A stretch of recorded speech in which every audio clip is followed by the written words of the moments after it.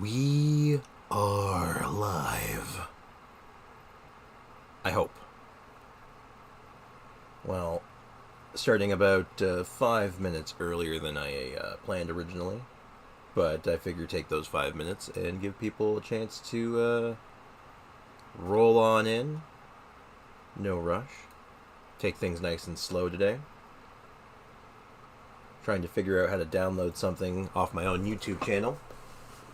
But we'll have to see how that goes later. Yeah, I made a very sudden realization that I didn't record any of my Abyss runs, and it would probably make a lot more sense to have those for a video about Abyss runs. But that's hindsight for you. Hi, Pita Chip. How you doing? And I'm feeling a lot better today. I actually slept last night, which is very nice. It's a good bonus. Went to bed nice and early.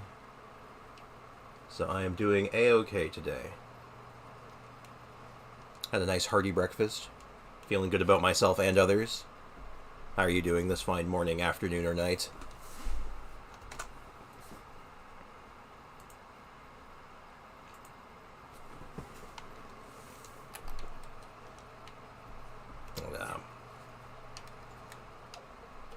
Are there any new events today? Not yet.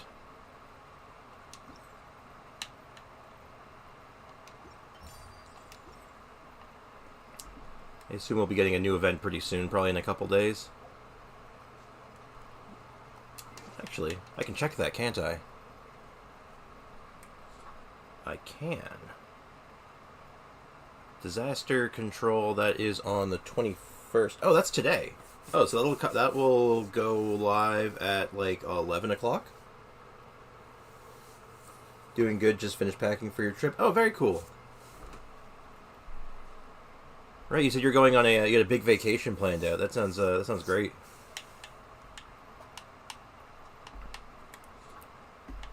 Well, I hope your trip goes particularly well. Is it a long trip? You're going to be gone for like a few weeks, days, hours, minutes? Yeah, but the bad thing is I have to miss a week of school for it. Oh.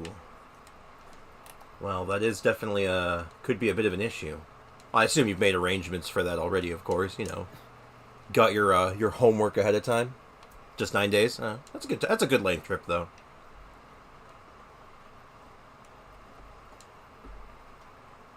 Nine days is more than enough time to see the sights and sounds. Did you actually get... Am I right, though? Did you have to, like... did you get your homework ahead of time? All your assignments you had to do over the...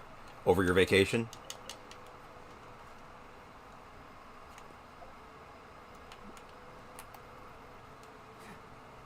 Doesn't that sound fun? Got this big, long, wonderful vacation planned out. It's like, hold on, guys, I gotta sit down and do my homework. Yeah. Yeah, I had to put in forms for leaves so my attendance doesn't get ruined, and yeah, I finished all my work. Good. Well, like I said, I hope your trip is absolutely wonderful, and you get to see all the sights and sounds of wherever you're going and whatever you're doing. And you get like a good chance to unwind. 'Cause that's like the best thing about some of those vacations. Just a chance to just unwind, you know? Just kind of like guilt-free, taking it easy. Feels good. So.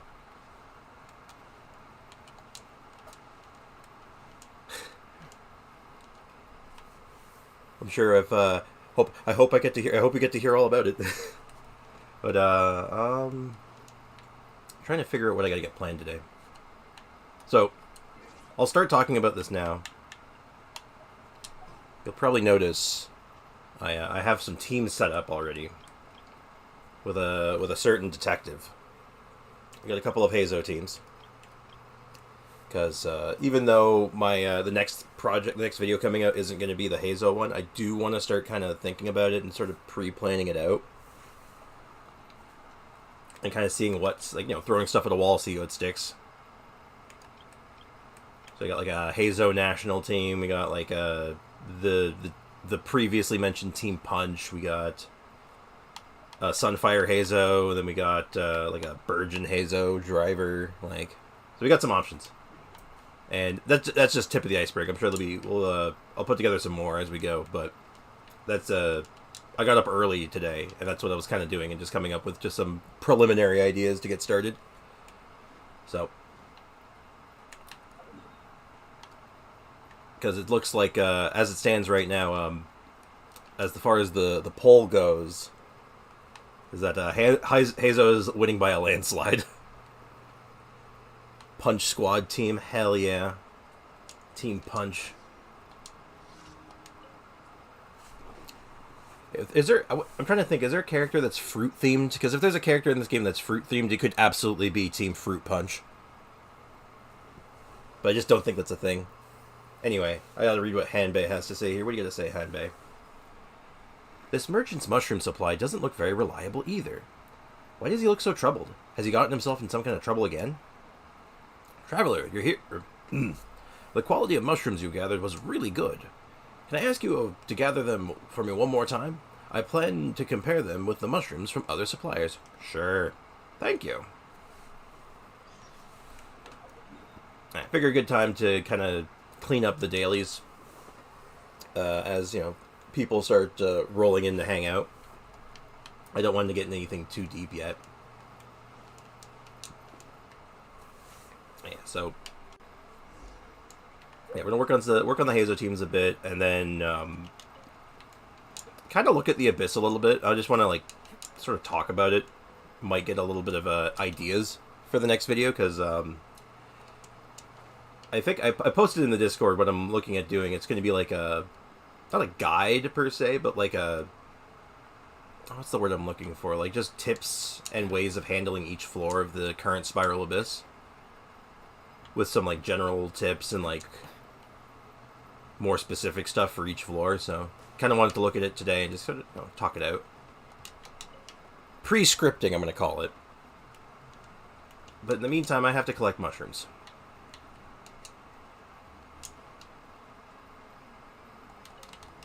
Oh no. Not like this. Please, I just need one more mushroom. Oh, ooh. One more mushroom? Hey.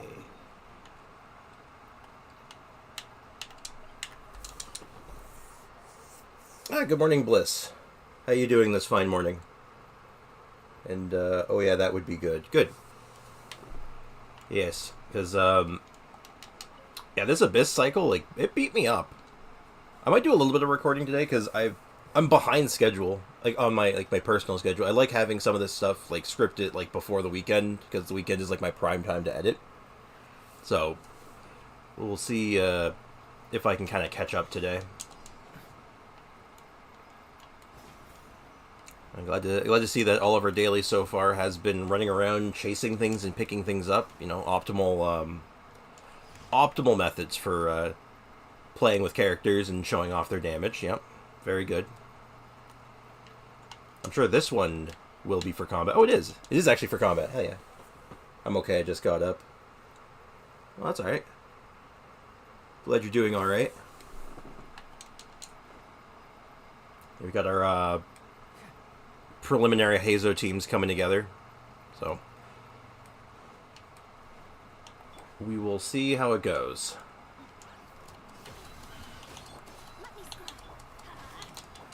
Though I do need to do a little bit of a little bit of research on Hazo builds. I know, like, for most builds, you're probably just going to do like the standard like attack crit stuff, but I mean, like, what sets best on him? That's right. What do I have on him right now? I have the wrong weapon on him. No wonder I'm not doing any damage. There we go. Yeah, right now I'm just using 2-piece VV for animo damage and then like 2-piece attack percent. But with like a mediocre animo damage cup, do I have a better one? I feel like I don't. Oh, it's Shimenawa's though. I think it has to be that one. Yeah, I'm pretty sure it does. Never mind. And this could be... That's okay. But yeah, let's see how that looks. Yeah, 61 over 160. It's not bad. I always loved him, but never have time to build him. Yeah, he was the first character I rolled as soon as I got back from my long break from Genshin. He was the first one I got, and I'm like, who the heck is this guy? And I looked at what his kit does and how he worked, and I'm like, oh, he's like a 4-star main DPS kind of thing. Oh, that's kind of cool. So I wanted to like put some work into him, and I never really got around to finishing him, but so thankfully I have like him most of the way there. Like I might want to get him to like one last ascension. The only problem is I need these bad boys. I feel like 2-piece Animo and 2-piece Attack are his best, but for a more supportive Hazo, 4-piece Vivi. Yeah, that seems to track. Yeah, I would like to get him ascended, so I might take some time today and pick up beetles. And I know that's like premium Genshin content, hunting down beetles, but, well, you know how it is.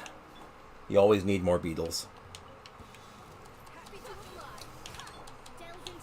Alright, let's see if this, let's see if I actually have him, like, with a correct weapon on. Let's see if this actually works right. Eh. You know what? Just... Didn't crit.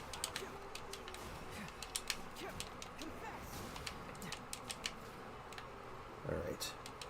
You know what? Just punch him. Ah, 50k. That feels so good. I feel like with a full combo I can probably do a lot of damage.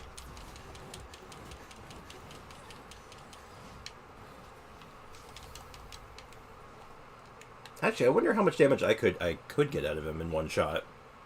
Who wants to see that, actually? Who wants to just run over to the, like, the cryo flower or something and just punch it really hard? Just real fast. Might make for a good benchmark.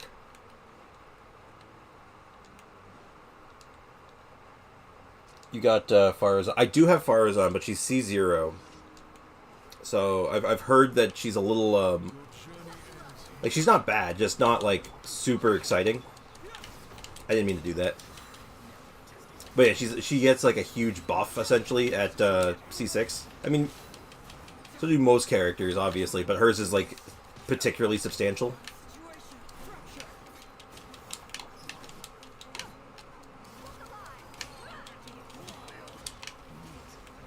Yeah, if I'm going to do the one-shot setup, I know what I'm going to do.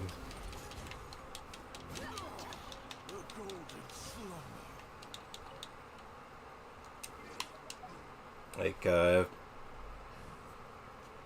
so if I take out, I hate doing this, take out, oh, I did not mean to do that. So we put in Farazan, Mona, Bennett, Hazo. Or... yeah. So that's our one-shot team. God, if I had her C6 though, imagine the damage. I was about to ask if Farazan is good with him. Yep, absolutely. Any high damage Animo character pairs well with Farazan because she just, you know, Animo shred. Like, you can't really ask for much better than Animo Shred. I've talked to Catherine early. I'm so sorry, Catherine. I've wasted your time. But anyway. Yeah, so Farazan with him is very, very good. Heck, if she pairs well with pretty much... even, like, the more supporty ones. Like, you could put her Farazan with, like, a Kazuha, and it's, like... it's a lot of damage. Who are you? I don't want to talk to you. Don't talk to me. I don't know who you are. I want to talk to this gentleman. Hello, Hanbei. Pay me. Did you manage to gather some mushrooms? Yeah, here you go. I didn't bring any extras this time, though. Wonderful. This is plenty, and they look pretty good, too. Here's your payment. Thanks for your help. Is this before or after taxes? After, of course. Don't worry. I wouldn't make you go all the way back to Inazuma just to pay overdue tax. Oh, God, it's this quest again. I forgot about this. Oh my God, it's the I'm not going to read on principle. I'm not reading this again. Just on principle, I do not need to know about Inazuma tax law. I'm good. Also, you get a free one this event, so you at least have her see one. True. I forgot about that. I keep forgetting that we're getting Farazan for free. I think it's so strange, because I think, like, isn't the next event that we get the Farazan with, like, really Kaveh-focused? Like, isn't he, like on, like Kaveh and, Al-Haytham, like, on the cover? Well, there's a bunch of characters on the cover for it, I remember, but I remember Kaveh being, like, pretty, front and center. Maybe I'm misremembering. Maybe I just wanted to see Kaveh.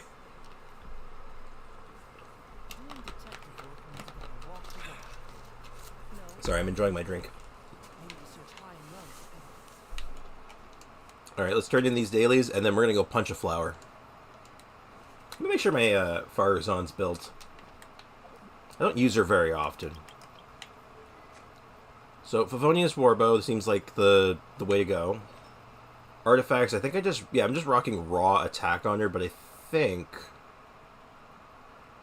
she's kind of a good, well, if I'm running her with Bennett, I don't need it, but Hoyo is not that generous to give us a new 4-star for free. You are correct. How do you build Farazan now? Like, I have her just on, like, tons of attack, and I don't remember why.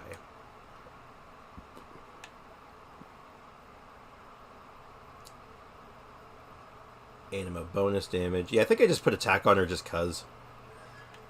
Is there a reason that I have just attack on her? Why can't I remember? Okay, so that just... yeah, it's the charge attack one. Looking... this damage will be increased by 32% of Farazan's base attack. Okay, you know what? I think I got it mixed up at one point. I think I know what happened. So in that case, what would you build on her? I mean, I guess on paper you'd probably just do Noblesse, right? Just throw a buff on her. Like, is there any other options that are like particularly interesting on her?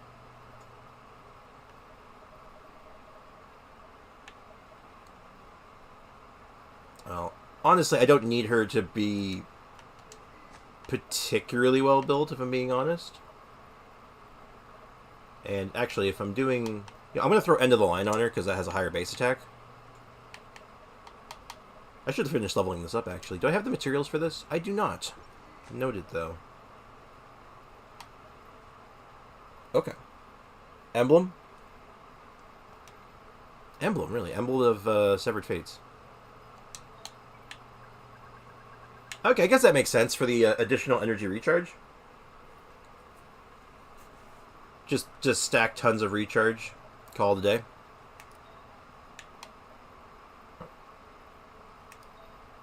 Yeah, I could see that. Now, the only issue, I don't really have a... actually... huh. Razor, why do you have emblem pieces? Razor, what happened? Okay, well, let's just grab some half-decent pieces, so...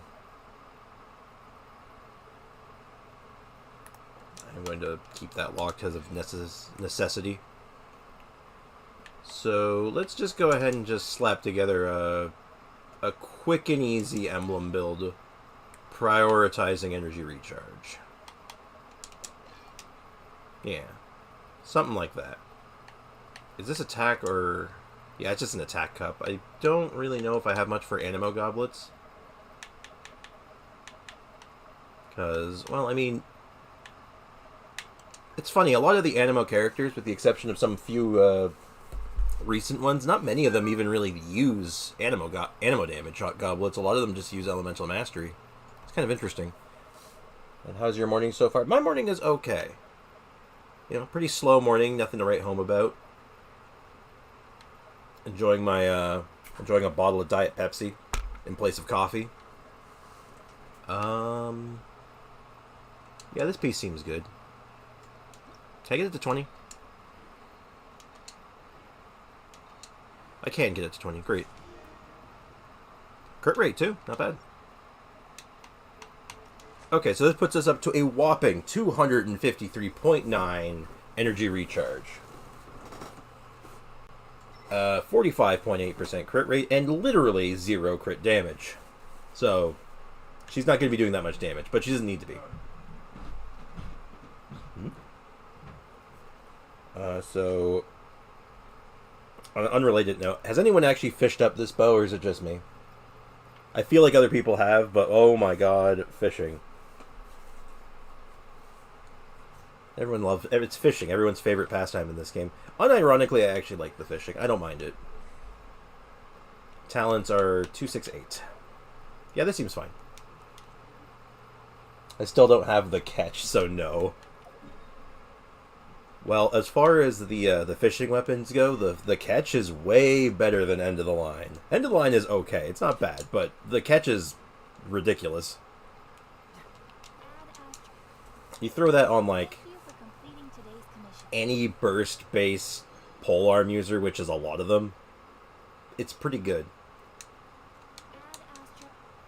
Heck, if you want to be weird about it, you can always throw it on Zhongli. I think it's just, I haven't fished too much in the game. I don't know if a lot of people do. I feel like, okay, if you have Raiden Shogun, or most people who have Raiden Shogun, and, like, really wanted Raiden Shogun, if they didn't go for her weapon, and even if they did go for her weapon, probably have the catch. Because outside of her personal weapon, it's her best in slot. Right? So it's like, if you really, really liked your Raiden, you probably went out of your way to get it. But with End of the Line, I don't think End of the Line's best in slot in anyone. Maybe Farazan, because it has a good base attack. Maybe. That's a bold claim right there. I don't even know. God, Heizo's outfit is amazing. I love him. No, he's got some drip. I'll give him that much. He's definitely got some drip. All right, let's go one-shot this cryo flower real quick. So I do need to check one thing before I attempt this, though, and that's durations. Durations are important for this. I know Mona's is the shortest, but I believe Omen only lasts for like 5 seconds. Yeah, Omen lasts for 5 seconds, so she's got to be probably last. Bennett lasts for 12 or 10? Lasts for 12, right? How long does Farazan's last for? It lasts for 4 seconds, but the burst reapplies. So when she activates it, every tick of it reapplies that 4 seconds, right? Am I remembering that correctly? So if that's the case, it applies that, where it will also apply, yeah. So each tick of it will trigger. So as long as it is triggering, I'm in good shape. So I don't need Heizo's burst, but I do need Farazan's burst. So let's just quickly find a nearby volunteer that can donate some energy. I have no idea how she works, to be honest. She's pretty straightforward at the end of the day. Like, you just literally throw out your skill, then you go to a charge shot. And that's it. And then you do that until your burst is up.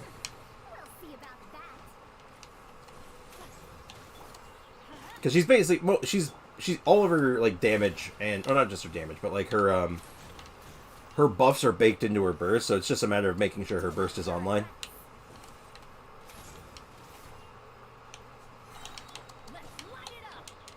And we'll do a practice punch real quick. One practice punch. Didn't crit. 14k. Meh. Or, I think it was 11k 400, actually, but...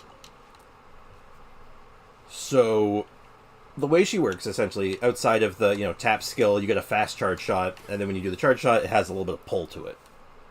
That's part one. Part two is then the burst, which creates the, like a wind orb that kind of travels around and just moves randomly and does pulses.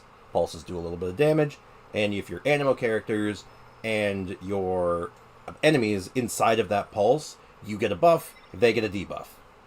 I believe it gives you bonus animo damage, and it gives them lowered animo resistance. So ideally, you get hit by it, they get hit by it, and then you nuke them. Pairing, of course, best right now with Heizo or, of course, Wanderer. And then, you would do the full combo, like your full setup, switch to Wanderer, and then just machine gun them down. Or in Heizo's case, which is going to be more of a set up the combo and then punch them once really, really hard. So hopefully this crits. I do have a way to kind of help ensure that it does. Just for the sake of having the nice big damage per screenshot, I don't do this very often. We're gonna eat a Once Upon a Time Mondstadt for that nice extra 20% crit damage as well. We're gonna overkill this. We're gonna really see how hard this thing can hit. All right, so I should pop it with that.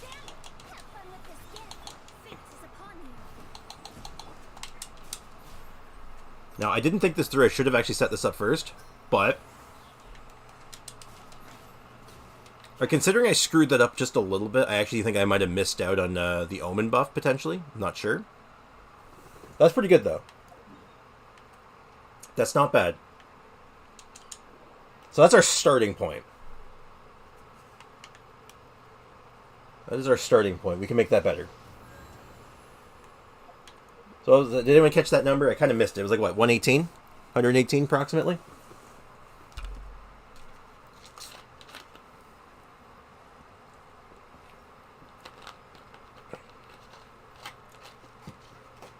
Now, keep in mind, this is kind of a cheesy setup, right?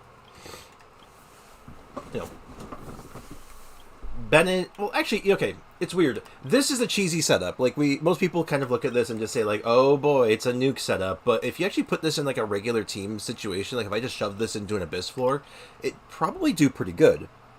Because double Animo gives you cooldown reduction. Farazan and Heizo both have just a little bit of CC in between them. Like, they have a... Like, Heizo has a little bit of pull to his burst. And she has a little bit pull on her skill. Bennett's a pretty powerful healer that also, you know, doubles as the giant buff. And, of course, Mona is, you know, the big damage amp plus the her own personal crowd control and smaller enemies. So, what you're looking at here is, like, this is actually a pretty practical team setup outside of just nuking something. Something like that, but oh my god, you almost just one-shot him. One day. Oh, don't worry, I can probably do it. Like I said, I think I screwed up part of the rotation there. Because I didn't pre-charge his punch. So I had to wait for the full charge, which might have been outside the Omen timer. I'm not sure, though. So you gotta figure I only have 4 seconds. Or... No, I have 5 seconds of Omen. I only have 4 seconds of the Farazan buff. So, you know what? Let's switch the order a bit. So... Bennett's going to be first. Then Farazan, then Mona? No, then Mona, then Farazan.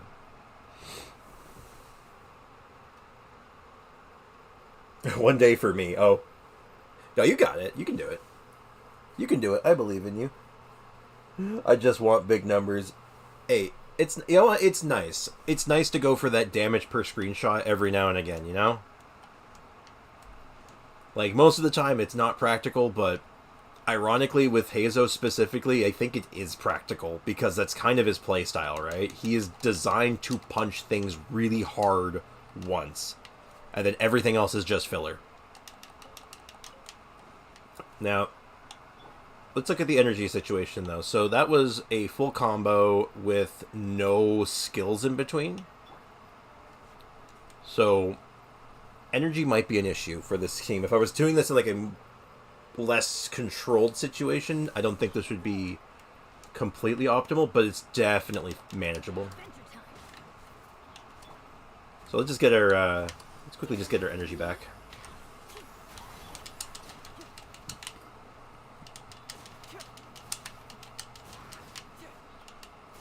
And you know what? You're getting punched, mister. 48k with no buffs. Not bad. Now, if I remember right, Heizo has something in his kit with Swirl outside of his skill. When he activates the Swirl reaction, he will gain one... Okay, that's the thing that gives him his punch stacks. And after his Heartstopper strikes an opponent, all party members get EM. Okay, never mind. I am misremembering this. Okay, no, I'm thinking of his burst. His burst has an extra effect with swirl. What do we mean? Windmuster Iris will explode after a moment, dealing ammo damage, AoE damage of the corresponding elemental type. So basically, whatever you swirl.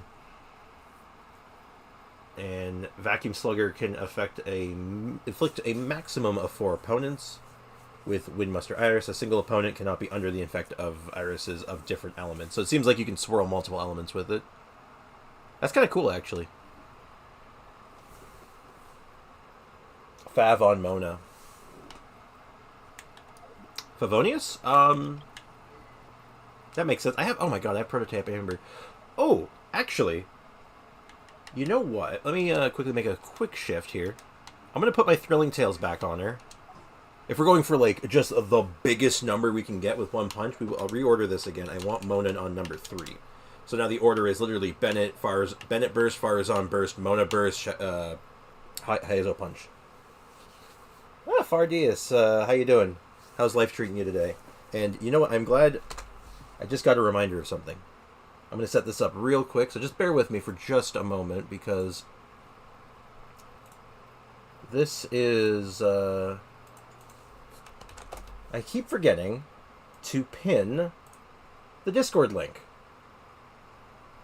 So here we go. We got a Discord link now at the top of the chat. Whenever someone joins, there's a Discord link now. Pretty good. Thanks for asking. Hope you're all having fun. Yeah, I think we're having a good time so far. We're just getting started. We had that poll on the Discord server, and to kind of decide what the next character for a team building video was going to be, and by a landslide, Hazo won. So I'm kind of messing around with Hazo a little bit and just seeing what I can do with him. So yeah, energy could definitely be a sticking point, but that's okay though. This doesn't need to be practical yet. It'd be nice for it to be practical, but it doesn't need to be yet. This is just for one really big damage per screenshot, and that's going to be... I'm going to use that kind of like as a starting point.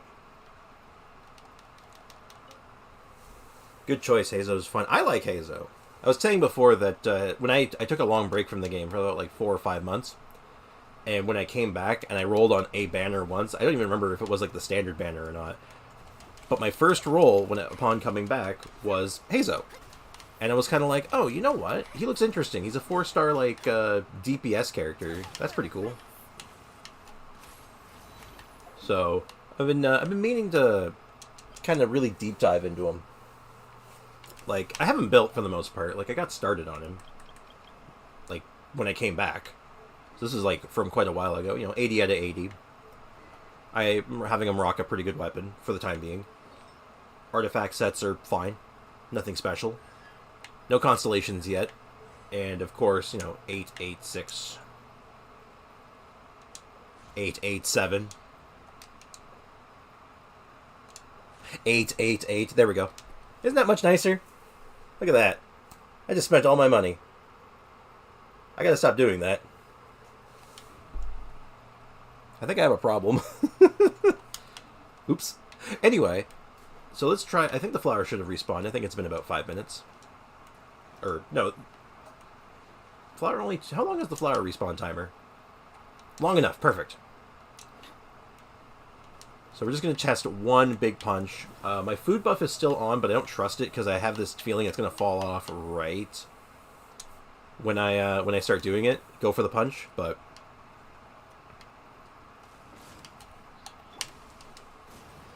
Alright. Alright, I'm doing this... I want to try to purposely not hit the... Never mind. Alright, we're going for it.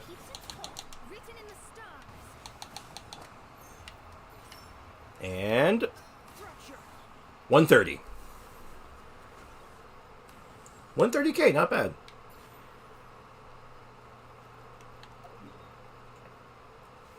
Moro is always the problem, isn't it? It is one of many problems, but it's definitely my problem.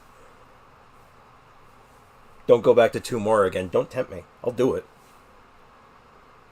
There's a reason why I made sure that the Mona emote in the Discord server is literally just called 2 Mora.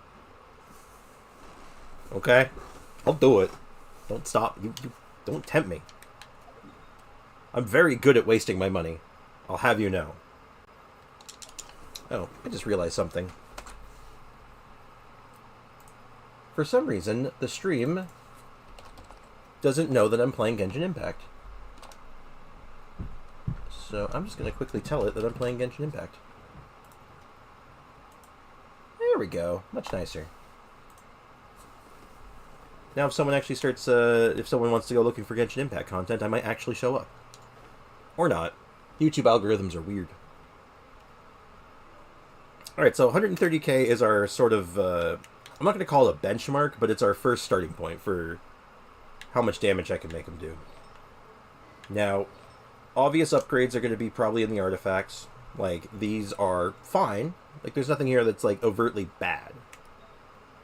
Like, this is okay. It's not bad. It's got too much flat defense, but it's not bad. This is a pretty solid piece. Good chunk of EM. But EM doesn't really help his punch damage, but it does help his damage, so it is good. It's a weird thing where it's like, yeah, Elemental Mastery on Hazo is actually quite good because Swirl is really good. But it doesn't help your damage per screenshot, which is not really the point, but, you know, I would like to see how big I can get that one punch number being. We got a good... This piece is alright. Again, like, all these pieces are solid. This one's a little wonky. I might have one that's just better than it, though. Hold on. Let's see if I have one that's just better lying around.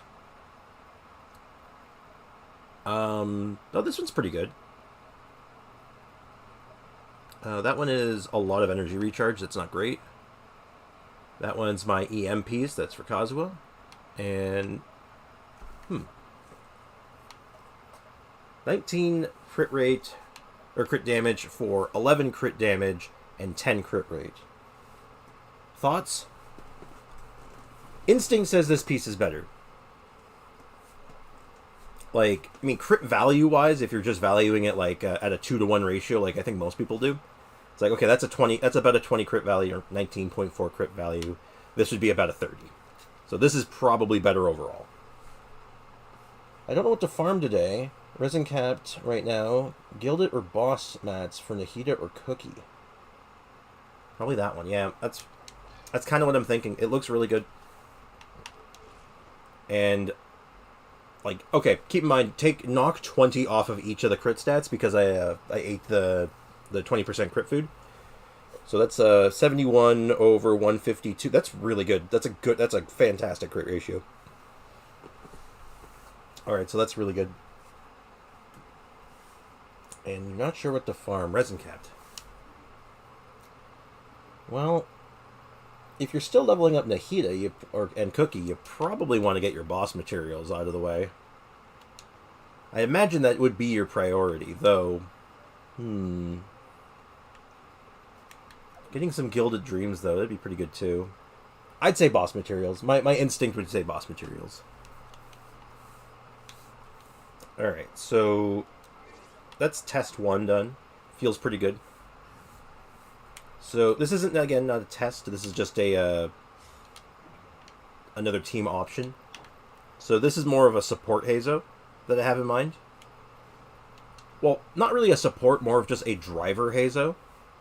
You know, call him Jesus, give him the wheel. You know, Jesus take the wheel, etc., etc. I don't know where I was going with that. Anyway, so... probably, like, I could stick with the same setup here and just focus on just doing punches. And that wouldn't be bad. 7 people on the stream, new record. Oh, wow.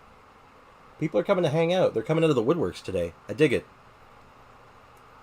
Boss mats is guaranteed results. Artifacts, not so much. Could start with boss and move to gilded. Yeah, you know what? Fardias has it absolutely right. I agree with that. You always, if you have to choose between artifacts or bosses, because you have bosses to farm, you probably go for bosses. Because, well, bosses are guaranteed. You know what you're getting. Well, mostly guaranteed.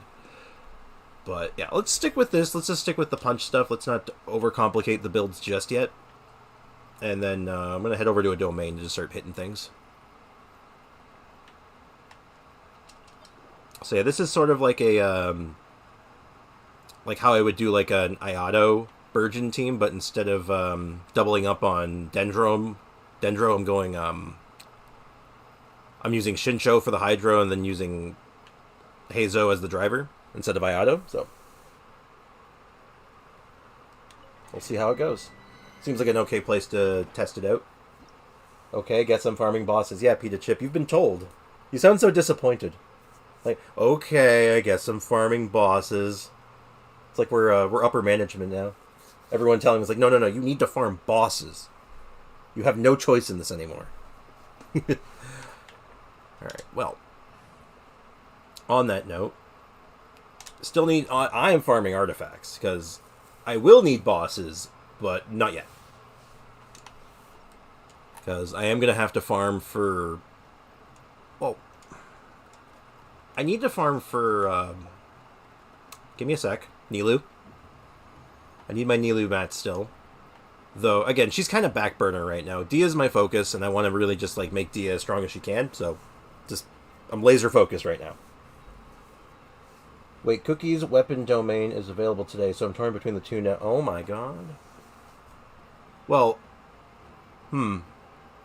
Okay, in that case, probably do the weapon domain.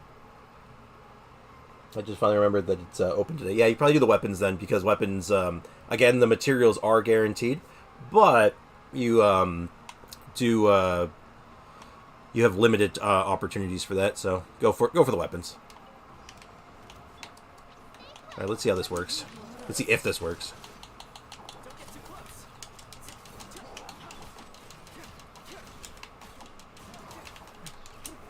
And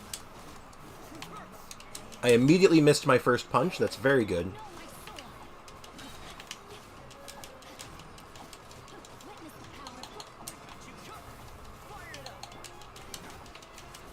Alright. And big punch? Well, I guess... Oh! I guess it makes sense that the new Hilichurls have really high elemental resistances. Never really thought about it. Interesting. He took about half damage from that. That's very interesting. About 40k still, without buffs. It's alright.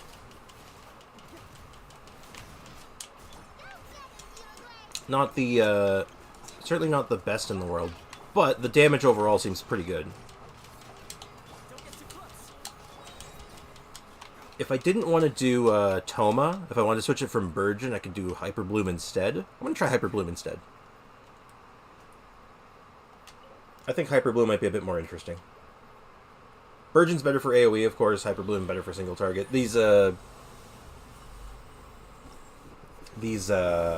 enemies are very... it's small groups, so I don't think the Burgeon's doing me any favors. Horrible attack goblet. Horrible defense mask. I don't even know why I looked.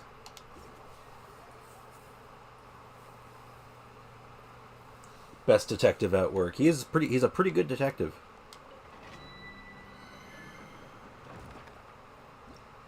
He's a no-nonsense cop that solves his problems with his fists. So... Raiden Shogun as the Hyper Bloomer probably is the best. Especially if I built her with EM, but do I have another option that might be just better equipped to do it? Okay, actually the answer's Cookie, but my Cookie's not built yet. Well, does she have to be built? Yes, she does actually. What am I saying? Hyper Bloom is based on level. Has to be Hyper Bloom. Oopsies.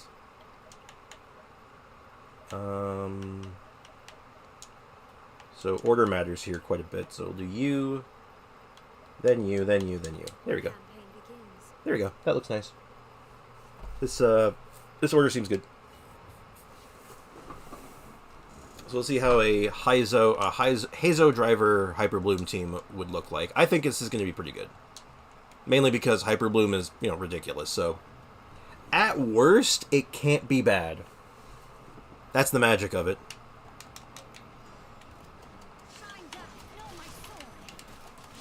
Alright, thankfully Shinsho never has energy problems.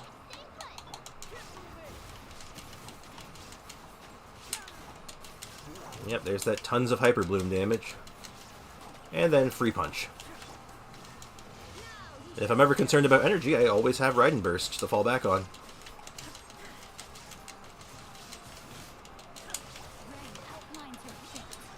Look at that. And Hazo Burst. Get some swirls. And big Hazo Punch. Not bad. Hyper Bloom Go Burr. Very, very accurate. You push the Hyper Bloom button and everything dies. It's like magic. It is a hell of a magic trick, let me tell you what. Let's see what we got here. We got a... Not good. Also... no, that's terrible. HP Purple Cup with bad substats. That's interesting. He just seems so fun and chill to play. Yeah, I think he's fun. He's very right to the point. I wouldn't put him like in the same category as like Diluc for being like right to the point, but like similar caliber of like you go in there and you're like, I am here to do two things. I'm here to punch you, and I'm here to punch you harder. I'm here to chook bubblegum and punch you in the face, and I'm all out of gum. So, like I said, right to the point. There's no mincing words with Hazo. He just gets it done. And I do like his playstyle, though.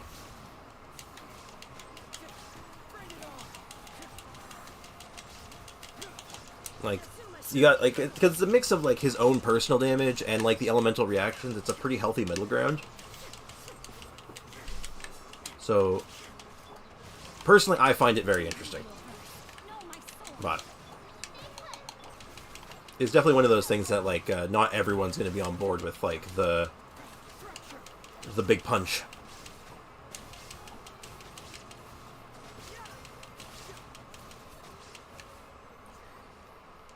I mean, like, he synergizes. That's the thing that's so good about him, because he's an Animo Catalyst user. It doesn't matter. It's always going to be good. You know what? I think I just thought of another team I could put him in. Hey, Nikki. How are we doing? I mean, I'm doing pretty good. How about you? How's life treating you today? How is life treating you today? I am slurring so much today. Healing bonus. Yep, that's an artifact. Energy recharge with crit damage. You know what? I have a feeling. This is a very attacky set. This seems like it's built for a non-deep field, so you know what? Maybe not. And that's just terrible. Anyway, try again. Alright, so judging by the poll so far, I've been talking as people have been coming in. I've been just like filling them in. That looks like Hazo's winning by a landslide. So the next team building video is probably going to be on Hazo. So I've been kind of just testing out some stuff today. I might do some recording on him, but probably not. I'm most likely going to be doing looking at the Abyss again. And yeah. I also need to figure out if there's a way to download my own video off of YouTube onto my hard drive so I can edit it. Because I realized I should have been recording my Abyss runs and I just didn't. Because I didn't think that far ahead. So, gotta figure out how to do that, if it's possible even.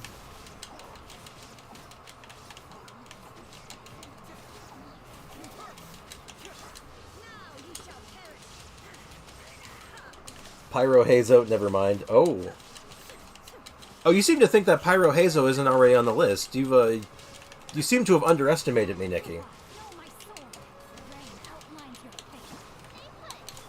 And you can screen record it.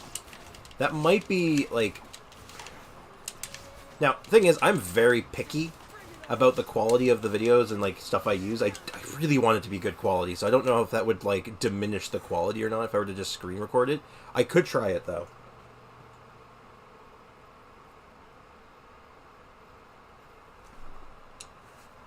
Isn't that basically just Dia's ult? Now, Please don't ban. You're on. Listen now. Listen here. You're on thin ice, Mister. But all seriousness, I mean, basically, you got to figure the Dia video had Team Punch in it. It was literally Dia and Hazo and Bennett punching everything for dear life. And there's probably a way, though. I'll look into it. Because if not, I'll have to just re-record stuff and redo the Abyss. And, well, I mean, I don't mind. It's not a big deal. I just have to get footage of the teams I did then. And I think I remember most of them. Okay, I remember the first floor. And I remember Chamber 1 I remember, and Chamber 3 I remember. I have no idea what I did in Chamber 2. I could not tell you. I think it was Mono Cryo and something else. But I didn't even look at these pieces. Could be good enough. I have no idea who this set's really used on. I mean, I guess, like, Tartaglia would use it. But other than that, I don't really know. Let's see, what else does it do? So it's after you normal charge plunge, elemental skill, elemental burst, hits an opponent. You get 1 stack of Mirrored Nymph, lasts 8 seconds. You can have 1 to 3 stacks. They all count independently. I don't know. Is that good on Ayato? Is this an Ayato set? It could be. And that is kind of mid. I can do better. Alright, so artifacts, yet again, proved to be unexciting. That dream artifact is out there, but someone... Yeah, so Nikki, you want Pyro Hazo, huh? I'm sure I can oblige. I mean, it's actually just Sunfire Hazo, but it's not bad though, because Sunfire is pretty good. So throw Hazo into it and start punching things seems pretty good. And plus the double Animo buff is good. Cooldown reduction, I'll take it. Like, what's something I can test this on really fast? I'd rather not do it on the chicken because this is more of an AoE build, so it doesn't really make that much sense. So I'll just run and beat up a ley line. Man, my brain is running a little slow today. I tell ya. Am I getting stuck on my own words?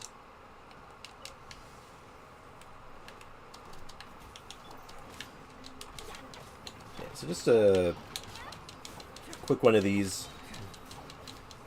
Pretend we're Pyro Hazo.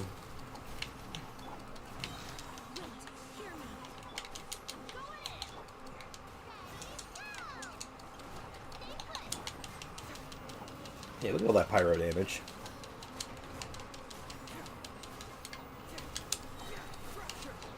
Oh wow, 62k as well. I mean, that's also because of the Bennett buff, but not bad.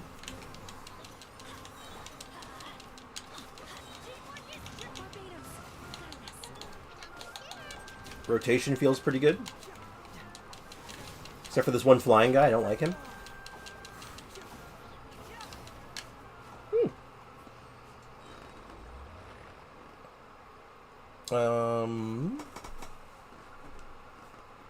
I had chicken DPS literally typed out, and you said no. Yeah, take that. The Eremite camps after Spix tries a new build.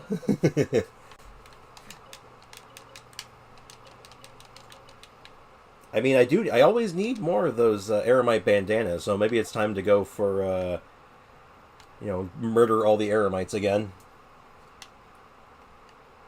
But, yeah, so I kind of wanted to... What I wanted to do today, though... I think did I put it in the title? Yeah, I did. Sort of. So, the next video, I posted a little sneak peek. And by sneak peek, I mean literally just the title of the script and, like, the first line. Which is actually just, like, a prompt for what I want the recording to be. Which I'm going to record that right now, actually. So, it's talking about the Spiral Abyss, because this Abyss was really hard. So 9 and 10 are always generally pretty easy. Like, there's never really anything that's too earth-shattering in here. You usually just bring your biggest numbers and you can bully your way through it. and the requirements are all generally very forgiving. So, but floor 11 this time in particular was actually a lot schnastier than it's been in the past. Like the demands were actually a fair bit higher, and you actually felt like you were in danger. And it's mostly because of these two, the Hilichurl rogues. These guys are nasty. They'll beat you up. And I still believe they do bonus damage to Archons, but I have no evidence of this yet. There's probably a childhood story every child hears in Sumeru. If you become like one of those Eremites, a random traveler appears and kill you before your scarves. Oh my god. So, that's a beautiful story. It's one of my favorites. So, okay, I actually want to ask a question before I get into this, because I want to be the good Mr. Streamer man. I don't want to be like, what's the word I'm looking for? I can't quite think of a word, because it's not like, I don't want to be like, it's not to talk down on anyone else. It's more like, I want to do good by the people who come to hang out and stuff. Should I ask for likes during streams and videos? Is that a thing I should be doing? Is that, like, okay? Is that weird? Is it upsetting? Does it fill you with unbridled rage? Once a good Mr. Streamer man, always a good Mr. Streamer man. I don't know if that's true. Fundamentally, I'm not sure if that's actually true or not, but I like the thought.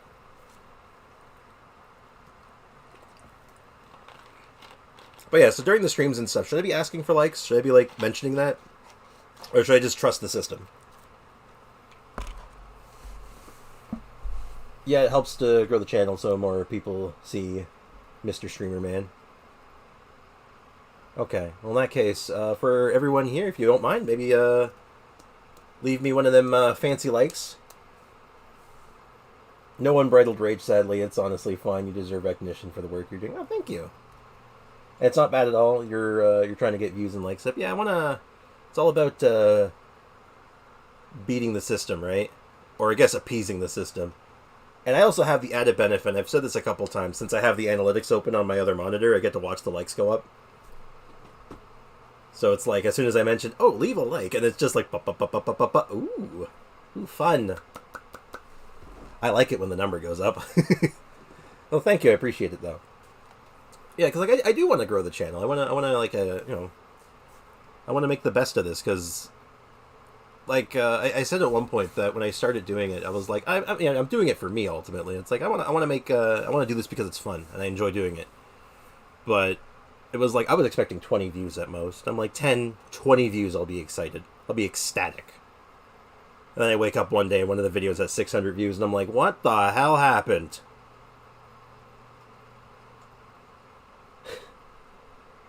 Like the video next, we'll do Electro Eula. Mr. Streamer Man always asks viewers before asking for likes. Mr. Streamer Man is good. Mr. Streamer Man. Well, thank you. Look, as soon as they add an Electro infusion for other characters, I'm on board. We will do Electro Eula. I don't have Eula, though, so that might be complicated, but that's neither here nor there.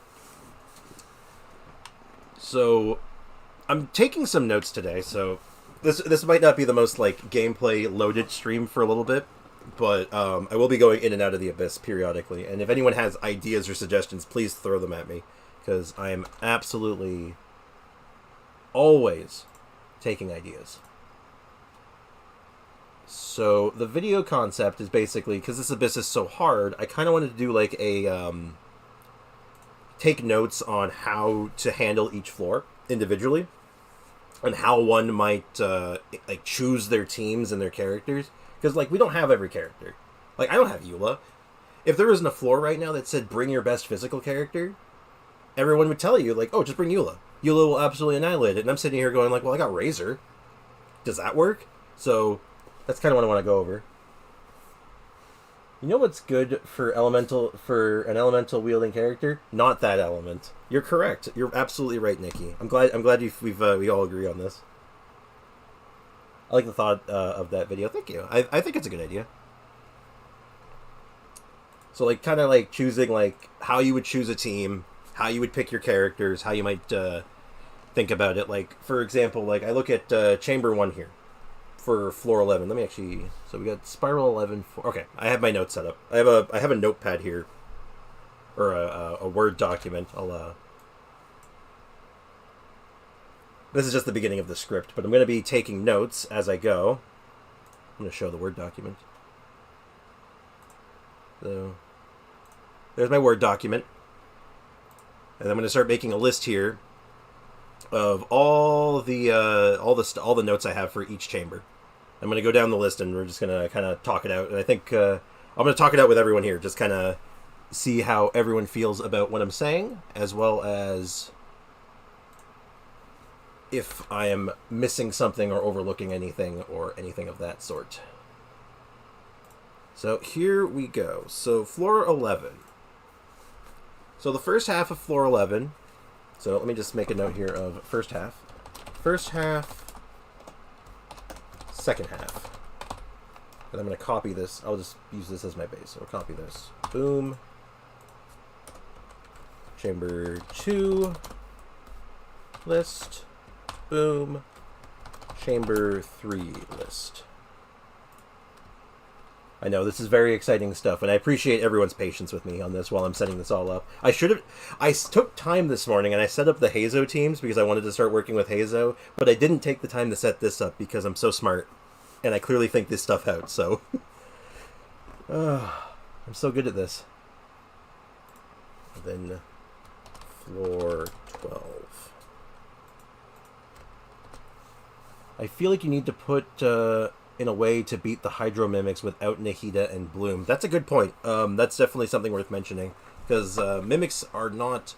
They're not the worst enemy, but they can be really annoying. And really problematic if you're not ready for them. So then now we... So let me write down for... Chamber 1, Chamber 2, Chamber 3. Add my little asterisks. Sorry, I'm very meticulous about how I organize things because, good God, if I forget something, or if I need to find something later and I can't find it to add something or whatever, like I'll lose my mind. I will lose my absolute mind. I'll lose my marbles. Okay, time for numbers. So first half here is pretty straightforward, right? It's just a couple of big guys. Like, the Thunderhelm Lawatrills have that Electro Shield. So, I have to figure out... So you basically just have to kind of plan around the Electro Shield.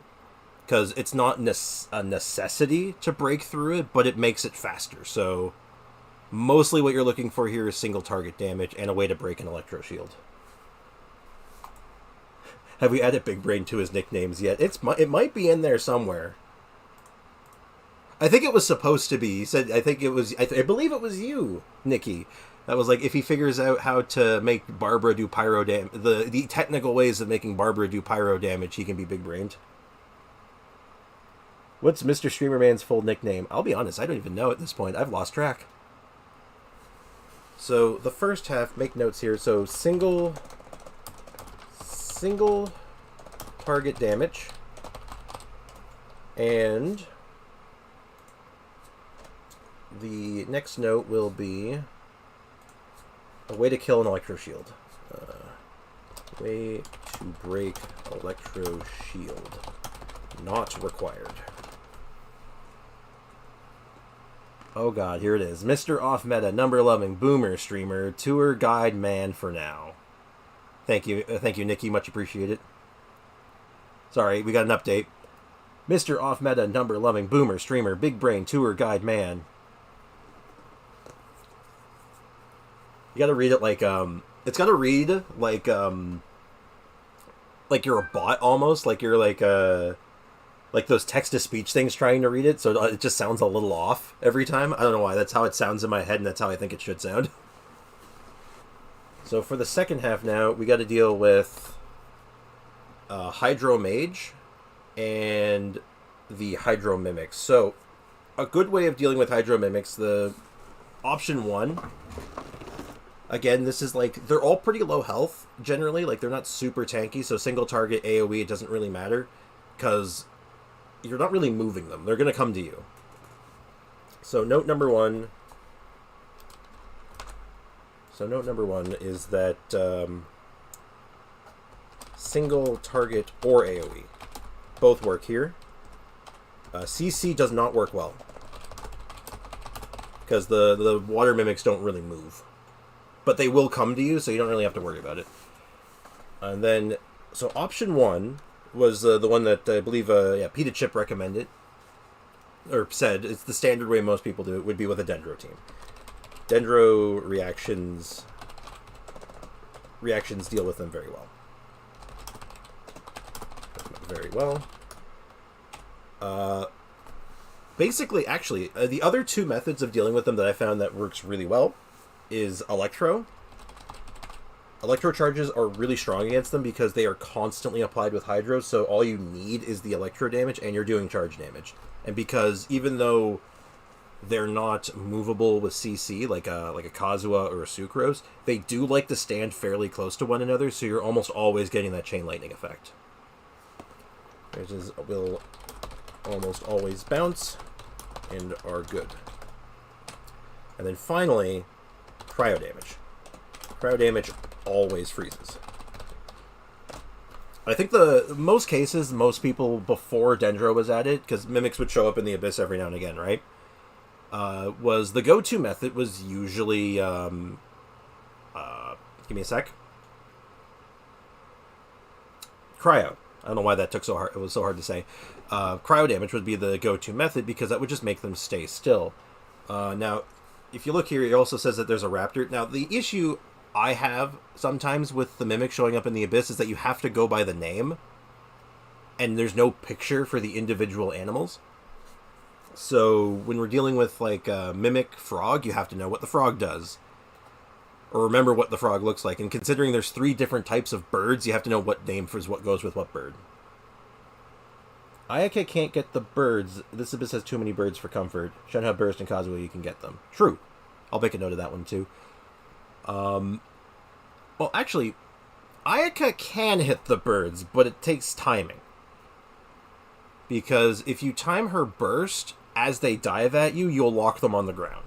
But that takes timing. And not everyone's going to know that timing off the hop. And it takes a little bit of luck. So, possible, not ideal. So, my go-to, actually... So, I'll make a note of that, too. This floor has flying birds. And you need a character that can hit them. Bow characters are very good at this. This, as well as characters who can hit high. So characters that can hit high, what I mean by that would be Nahida can do it. Nahida, Kazuha, Shenhe.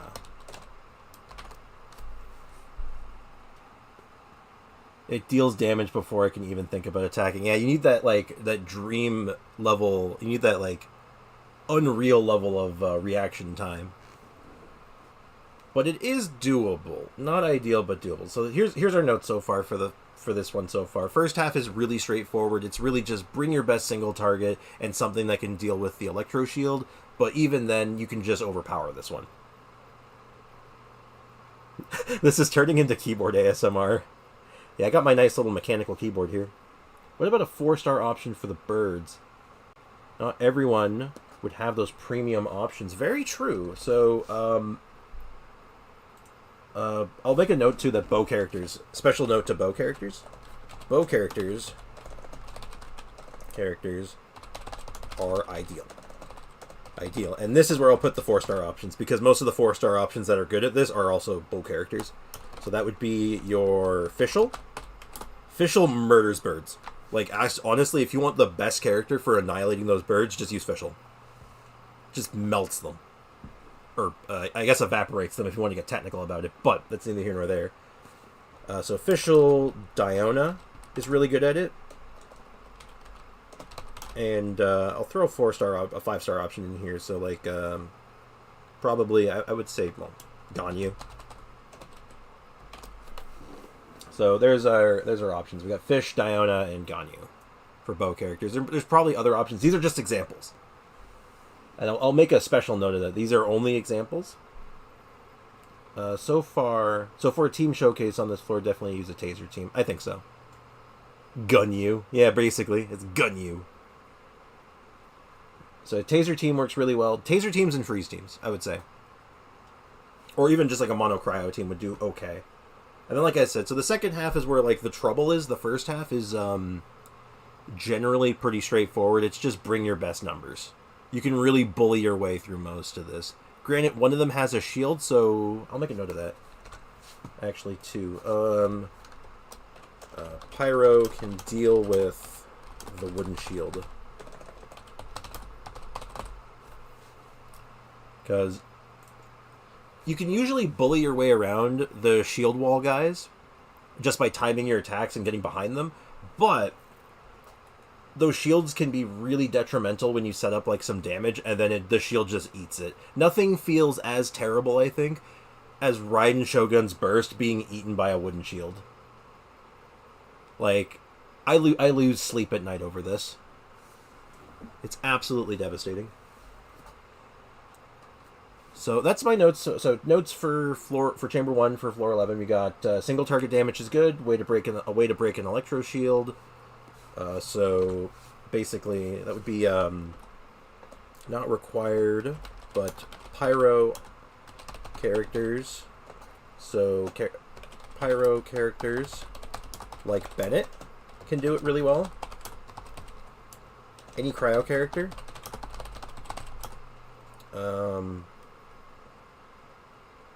Yeah, I'll just make note like that. Any cryo characters. So I'm thinking this floor is you're gonna want like a pyro team. Or something that can utilize a pyro character, not necessarily like Burgeon would be really good. Like a mono pyro would be able to bully its way through it. Any team that utilizes Bennett, which is half of the teams in this game. Yoimiya, of course. Like Yoimiya does like she does a few different teams, like mono pyro and like vape teams. All work pretty well.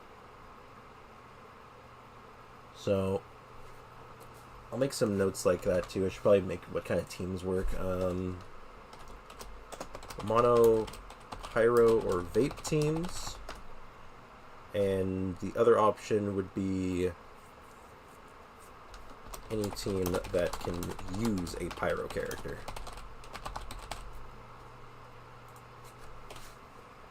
So, for now, that's our notes for this floor.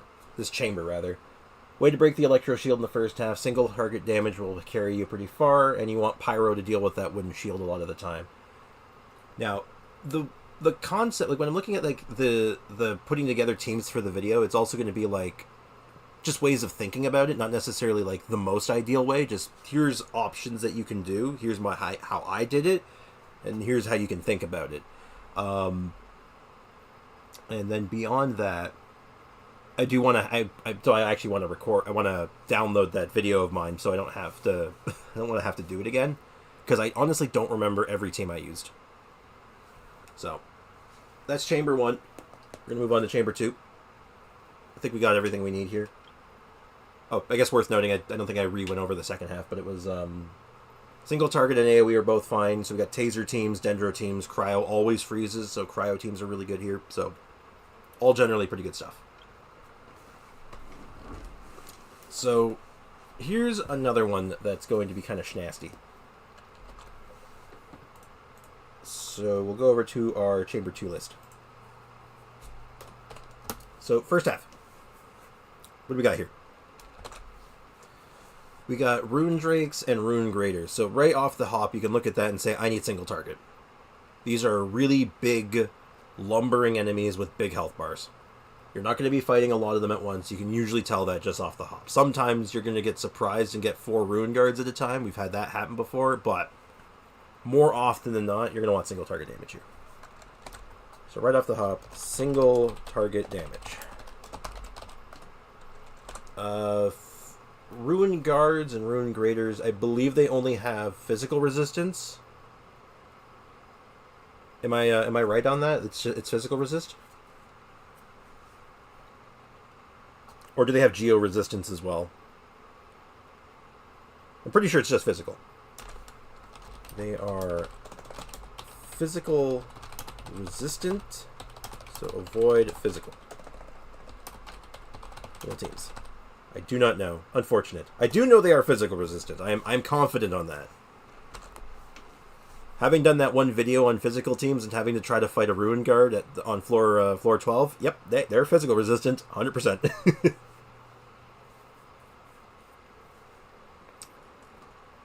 And then, really, it's just bring your best elemental damage.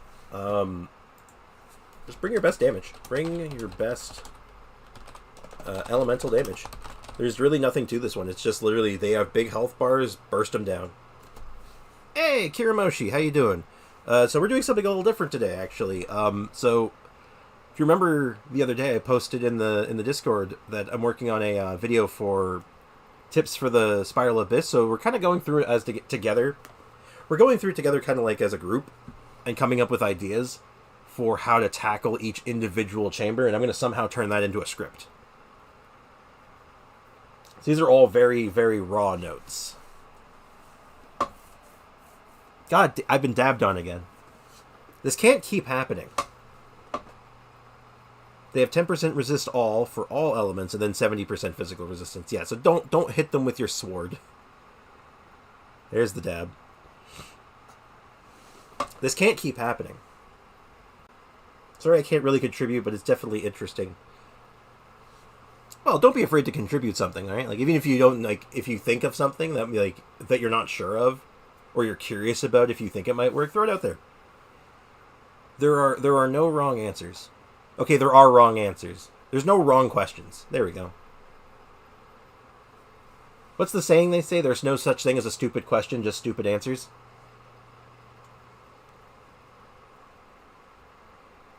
Also, Ruin Guards do physical damage. True.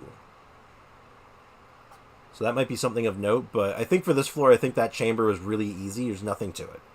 So if you bring physical teams, or non-physical teams, your best elemental damage. Notes for this one, teams of note, Hyperbloom. Hyperbloom really works really well. Characters like Yoimiya and Hu Tao work wonders.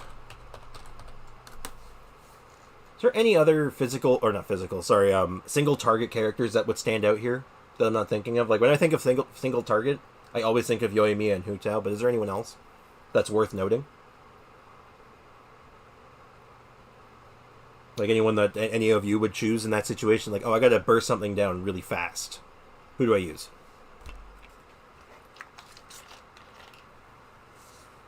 Doesn't have to be exclusively single target, just a character that you might think of in that situation. I choose my mental health over the Abyss. How could you choose your mental health over 600 Primo Gems? That's insane. I'm kidding. That's smart. Good for you. I don't have him, but I think it would work. I have used him in that situation. Yoimiya. And even Ayato can work here. Even Ayato. Ooh, Tagnari! Thank you! That's a great one.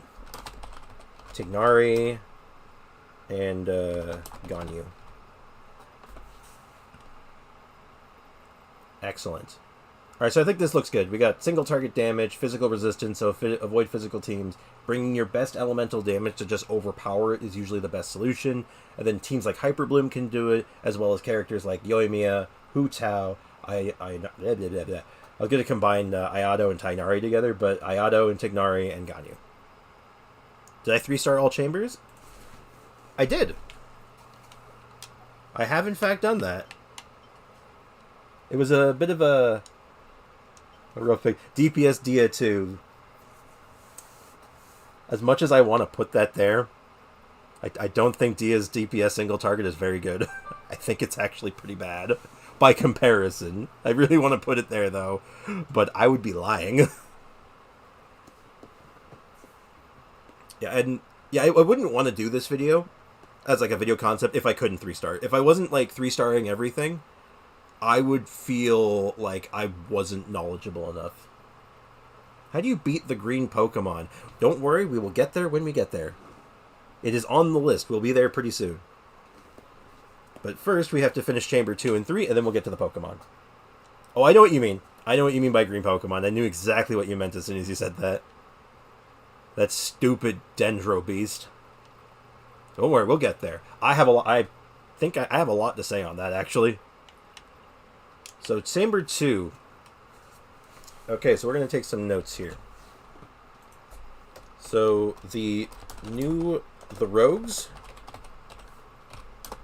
have very high elemental resistance for their own element. So they take about half damage from their element. So the Hydro one takes half Hydro, the Animo one takes half Animo. Which can be a real pain. Geovishaps also have a very high Geo resistance. But I feel like the Geovishap is less of the threat here. The rogues are very damaging. The rogues are... actually, not even just the rogues. This floor is very damaging. So a good healer is really valuable. Yeah, because you can avoid a lot of the damage, if not all of it, but if you do make a single mistake, you're boned. You're probably boned. You're not bouncing back very easily, because you're just... These types of enemies, almost all of them stagger, so if you get hit once, you're probably getting hit again. I don't know if I have a really good way of dealing with the the rogues, specifically, but they, again, it's a small group, so Taser works really well. So, being that this is a small group, Taser is fairly strong. Freeze teams are also solid. Also, the camera keeps glitching on you when they corner you. Yep, that was fun. Honestly, a lot of the times I got cornered and I couldn't see anything, it actually usually would work out pretty well because I would just hold like a charge attack button and just start swinging and just be all like, I'm probably hitting them. Dab on them too. Bring out the dabs. Dab on them and give them a cookie. It's weird. The Hilichurls are probably the prime thing on this floor, but I just don't have a lot to say on them. Because they're just kind of just big, beefy boys. So, I guess...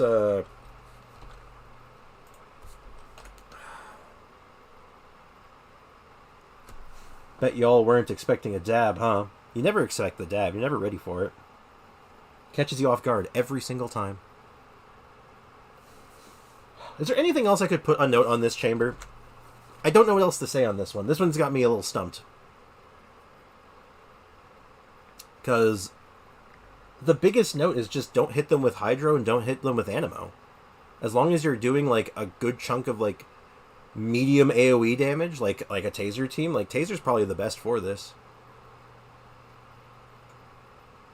But because you're dealing with like a lot of different resistances, you can just kind of avoid those resistances, which I also made a note of already, but... And of course I threw in that freeze is good for them because then you're not taking damage. So freeze... Okay, I'm going to put this chamber on hold for now. I'm going to move on. If anyone has an idea for dealing with the rogues in more detail, just tell me. I'll make it, even if it's after stream. If you have it after stream, just send it a message on Discord. If it's now or sometime later, just throw it out there. Spread, aggravate, freeze, hyper bloom, mono geo. Okay, that deals with the rogues. The only reason I'd say mono geo wouldn't work all that well is because of the geo vishaps, because they have the same kind of resistance that the rogues do, but they're not as bad as the rogues, so you'd probably be fine. You could say this chamber is easy to understand. Don't bring Hydro or Anima DPS. That too. Oh, don't worry, Nick. Don't worry, Nikki. You're good. You're good. It's one of those things. It's like you don't think about the Geo Vishap being there because it's like that's not really the threat until you get there and you realize, oh shoot, I'm doing half damage to it. Oh no. National variations would work too. Yep. Okay, so taser teams, freeze teams, any national team,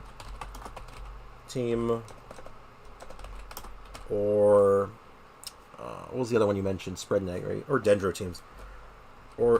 teams, in general. All the dendro reactions work very well here. Okay. I feel confident with that. Thank you, Nikki. Those are some good ideas. And it's also, and Pita Chip's summary is also good. This is a very easy to understand floor. It's just basically don't bring those two elements as your primary damage source, and you're good. Like having an Animo character, having a Hydro character is fine, and probably pretty good. But if they're your main damage source, it's gonna be a real hindrance. Then we got Chamber 3. Okay.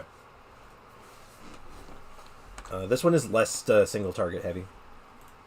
Alright, so you want some AoE here.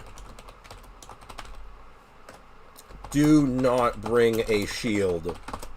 All caps. Excuse me. Bringing a shield against these Black Serpent Knights is a death sentence. Like, if you want to lose, bring a shield.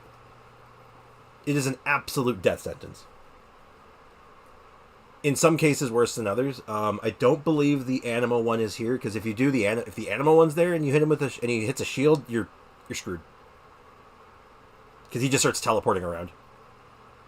No child Iato, but Nilo teams would work fine. Yep, that's a very good way of putting it too. That's a good summary.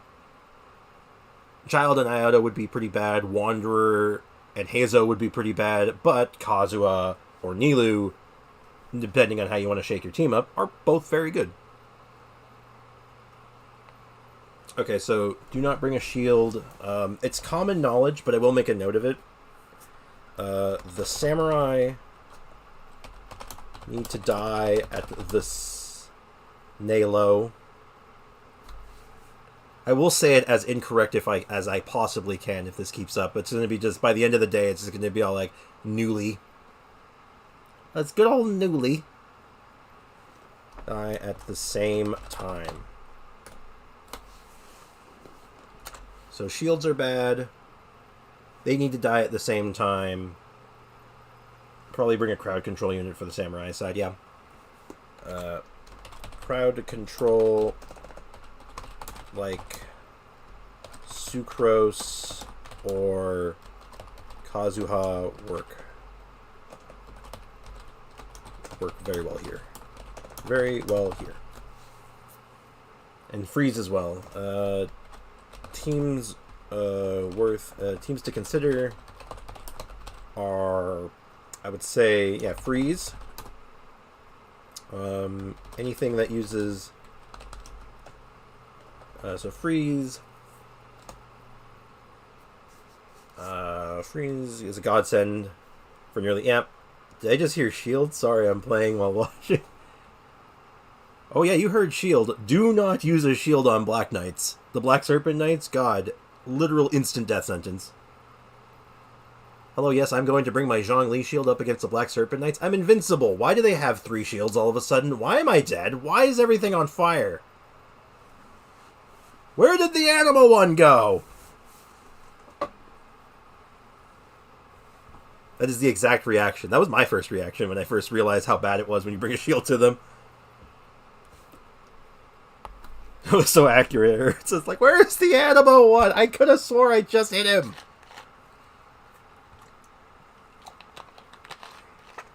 Everything's on fire. Everything's on fire when you're part of a team. Anyway. So freeze is really good. I imagine Burgeon would be pretty good because of the AoE. Burgeon works well. And is there anything else? Any other noteworthy teams I should be considering here? Hyperbloom is a little too single target focused, so I don't think Hyperbloom would be all that great. Ironically, Taser. Taser works pretty well here. As well as Taser. Small group AoE is really good. If you think your shield is thick, the Geo Serpent Knight is indeed thicker. It's true. He's like, he goes up to Zhongli. He's like, "That's a cool shield you have there. What do you think of mine?" And you're like, "Oh my, that's a thick shield."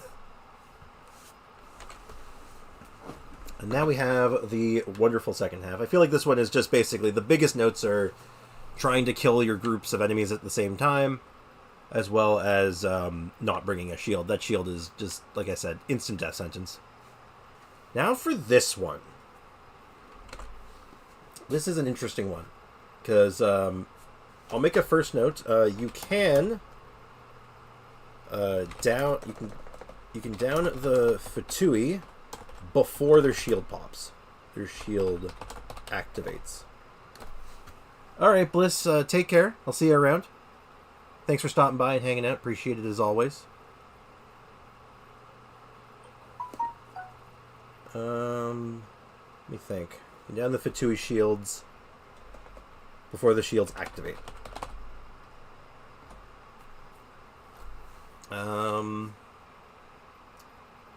Freeze is pretty good for both, yep. We'll put a note on that one as well. Freeze is good. What else is worth noting here? At worst case scenario,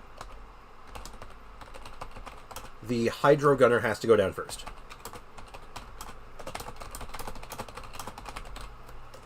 Because if that Hydro Gunner stays alive for too long, it just starts healing everything, and you're miserable.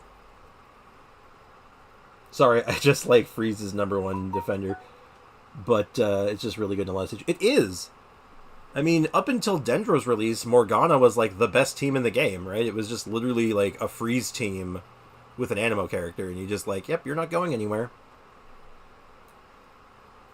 You know, throw Ganyu... What do you like?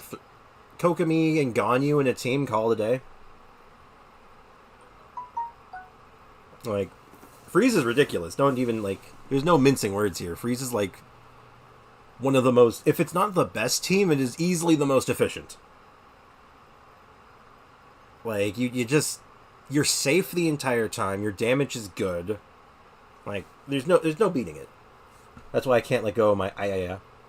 Well, neither can I. I have a... Ayaya is the only character I ever bought a skin for, technically. When I played my Freeze team on that half, I tried I target the Hydro one first, so say that in the guide, target the Hydro Gunner before anyone... Yep, that's the second note I have. Worst case scenario, a Hydro Gunner has to go down first. That is not negotiable. So... Again, this is actually a bit more of a... I can't remember. Is there 2 Mirror Maidens on this floor, or is it just the one? I feel like it's 2. But I'm not entirely sure now. I don't remember. She the best. My Cryo Queen. Fair. Yeah. I will say that single target is better on this floor. This floor and on Mirror Maidens. They are vulnerable to interruption until they hit you. So, I don't know if this is common knowledge or not, but a Mirror Maiden can be stunned, interrupted, moved around by Anemo, and basically prevented from dealing any sort of damage until they hit you. As soon as they hit you, you can't move them anymore. They're a wall now. I can let go of my Hu Tao, but not Ayaya. That's understandable. I got spoiled when I got her in Shenhe and a missplit along with her skin. I like it. I got lucky with my Ayaka. I did not get lucky with my Shenhe. That was a ride. I did get lucky with my Mistsplitter though. So Ayaka eats well. So. And then notes for teams. Notes for teams. Freeze. Hyper Bloom. Or any single target oriented team. Cool. You can also note that the Mirror Maidens will increase your cooldowns if you take too long. Oh, that's very important. Thank you. Thank you for the heads up on that one. I would have forgotten that. they can also increase your cooldowns if you take too long to deal with him.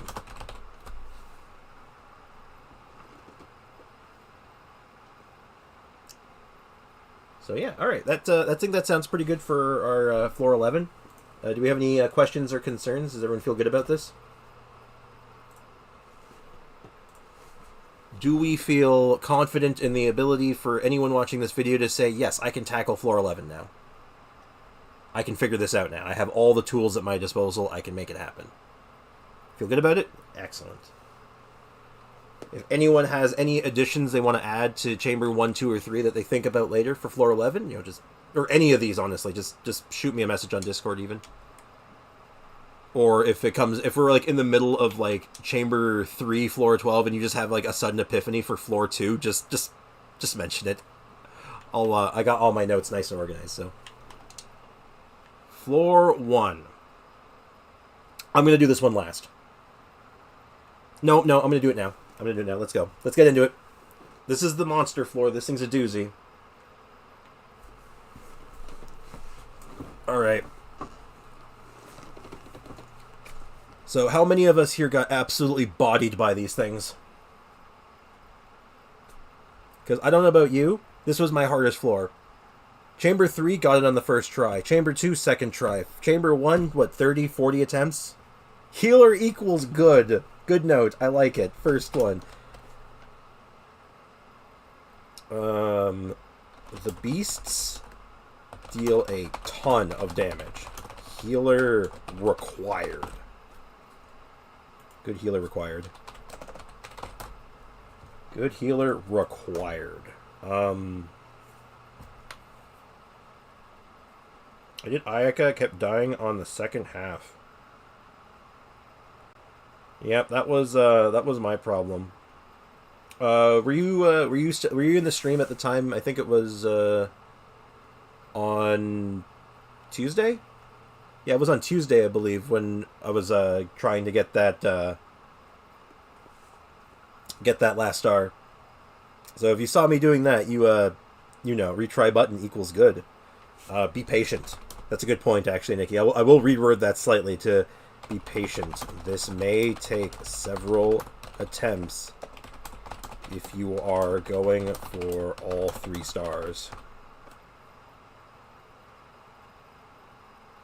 You were there? Yeah, so you know. You know. You understand. Don't worry, guys. I got this. Blech. Never mind. I don't got this. Okay. You need that's the thing. You need a mix, right? Like, you need characters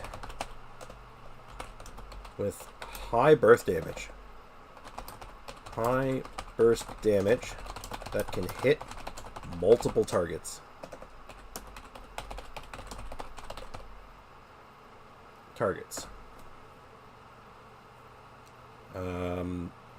Is there anything else I can add? Like, there's so much to these things. When they spawn, destroy their elemental orbs as fast as possible. And hit them for massive damage.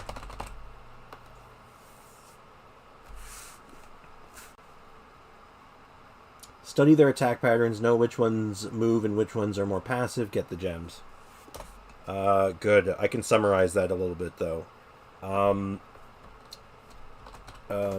In both chambers, the Dendro Beast is more aggressive and tends to stay in melee range.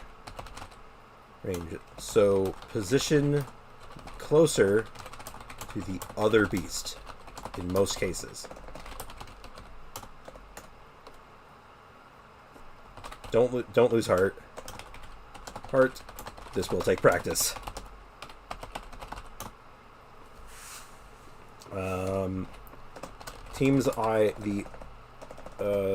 Teams I found success with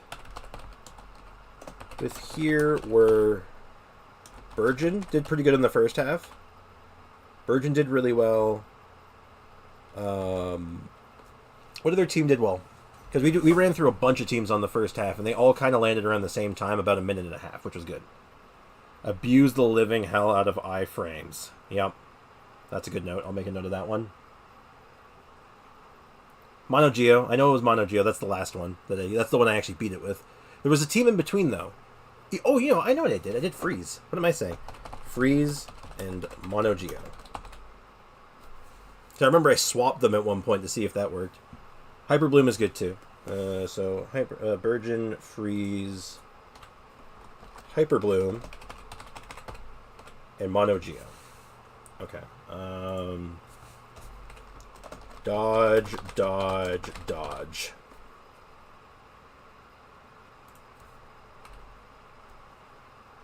Cleared the first chambers. Yeah, because I can imagine that. Because you have a...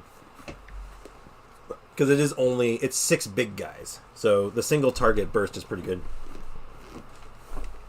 The Crocodile Beast's tumbling tricks looks cool and kind of funny at the same time. It is kind of funny looking. But then you start laughing at them and then they instantly kill you and you're like, okay, I'm sorry.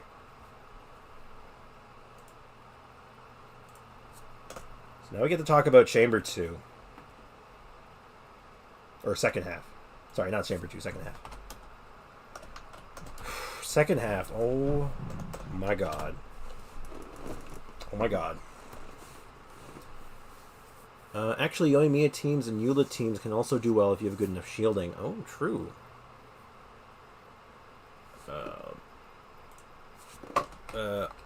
Other ideas that work well that I couldn't test myself include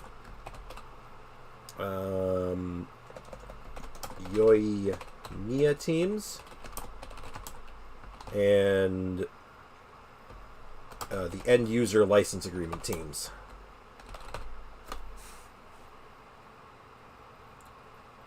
I'm trying to come up with a Tignari team for floor 11 that only has Tignari as the 5-star. Oh, I can help with that. Yeah, that's what I do after 10 tries. I just laugh at them. Fair. The Ruin ones are weaker and Eula can burst them down. Literally, you push the one button and they cease to exist. And Yoimiya can target the individual beasts. Yeah. I think the only issue that Yoimiya can run into, I'm not going to make a note of this, this is just something that I would imagine, is that when they spawn their elemental orbs that you can pop, she might have a hard time hitting them without manually aiming, which can be a pain in the ass with Yoimiya. I can't throw my precious keyboard and mouse. I understand. I got my nice fancy keyboard. I was so happy when I got this. Here's my humble brag, I guess. I got my nice Corsair keyboard.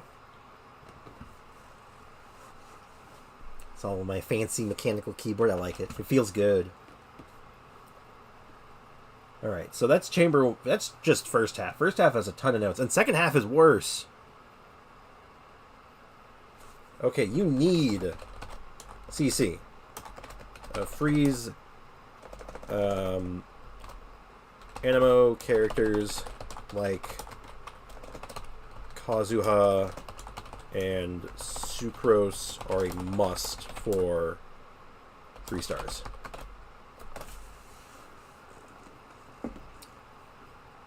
I've almost fallen asleep to the keyboard at least twice now. It's a nice sounding keyboard. Does it come through the mic really nicely? Does it sound nice?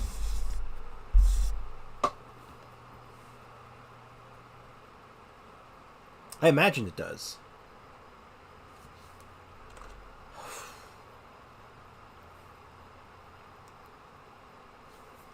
So let's talk about this. The keyboard is the chef's kiss. I love it. Oh man, I don't even know what to say about this. It's the second verse, same as the first. Same as the first half. The Dendro Beast is more aggressive and tends to stay closer to you. So chase the Electro Beast. It's a lot of the same notes, right? Like, you got to focus the beasts down. You got to worry about the orbs. You have to dodge. It'll take practice. Like, all of it's the same, right? Bringing teams that have shorter reactions, or those where supports themselves can deal with the first wave of enemies. Ooh, that's a good note, actually. You want teams that have short rotations or supports that can deal very high damage on their own. You have to go through. Since you have to go through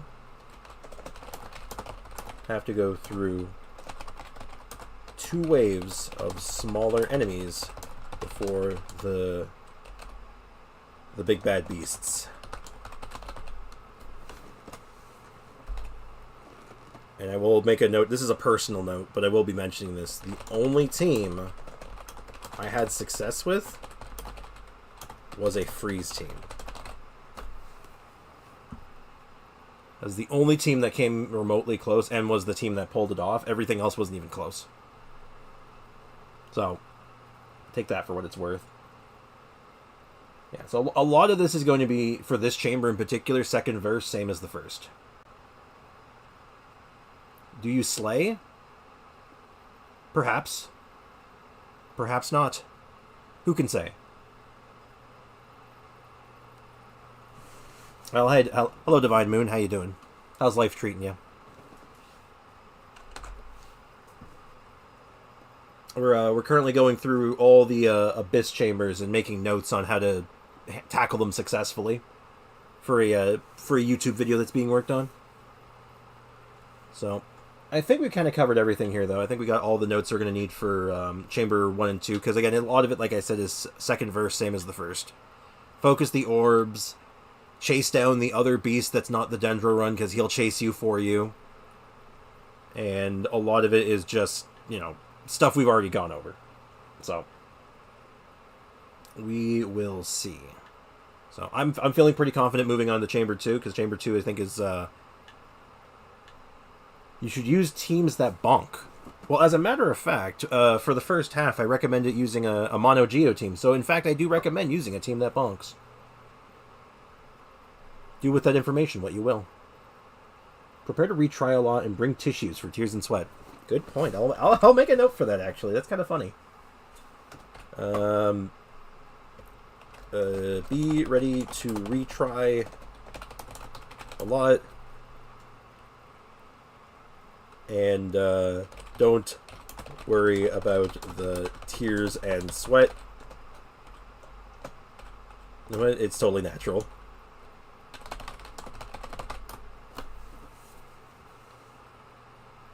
Excellent. Alright, so I think I'm going to move on to Chamber 2.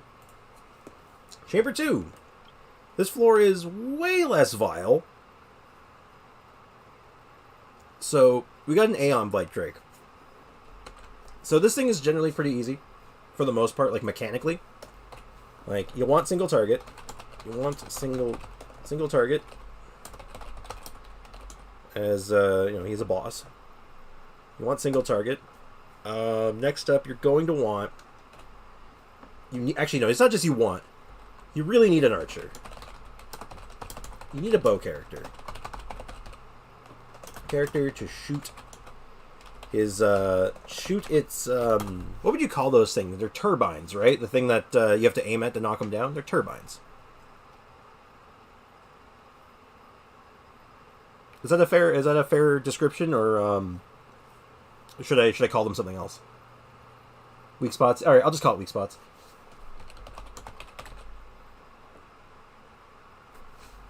Shoot its wings, I'd say. I think I could say just shoot its wings. It might be a little broad because its wings go... Even if you just shoot the tip of the wing, it doesn't do anything. You have to shoot the specific spot. I'll go with weak spot. I think weak spot's good terminology.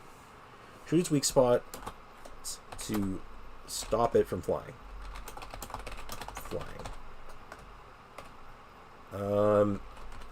If it flies... actually, no. It will get elemental resistances to counter you unless you can knock it down. Yeah, so I believe it's as soon as it hits the ground, its elemental resistances are gone. So that's definitely worth noting. So single target damage. You need a bow character to knock it down. Unless you're really lucky like me and you can cheese knock it down with Lisa, but don't count on that. That ain't happening. Aeon Blake Drake is really straightforward, I think. I don't know if there's that many things you could really note on him. He's just a big beefy boy. He's just a health bar that flies. And that's my you know what, there's my description for the Aeon Blade Drake. He's just a health bar that flies.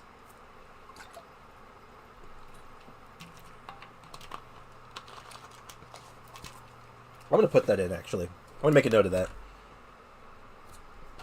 The Aeon Blight Drake is just a health bar that flies.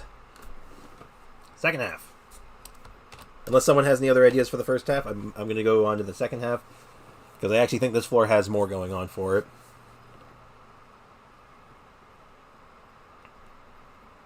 So.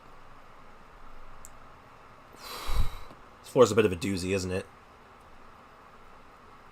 I have to go back to my video, my previous live stream for just a second, because I actually don't remember what team I used for the second half.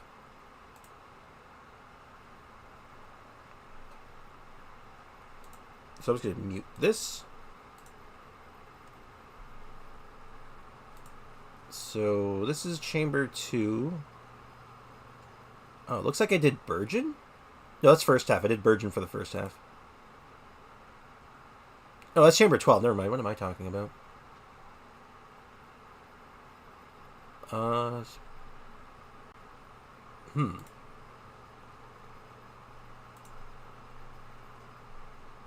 that's very strange.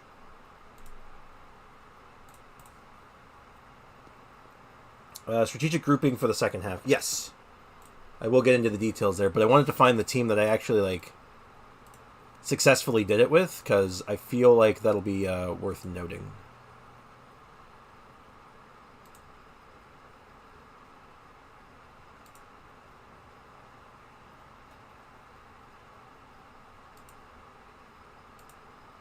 So there's chamber... That's all chamber 12 stuff.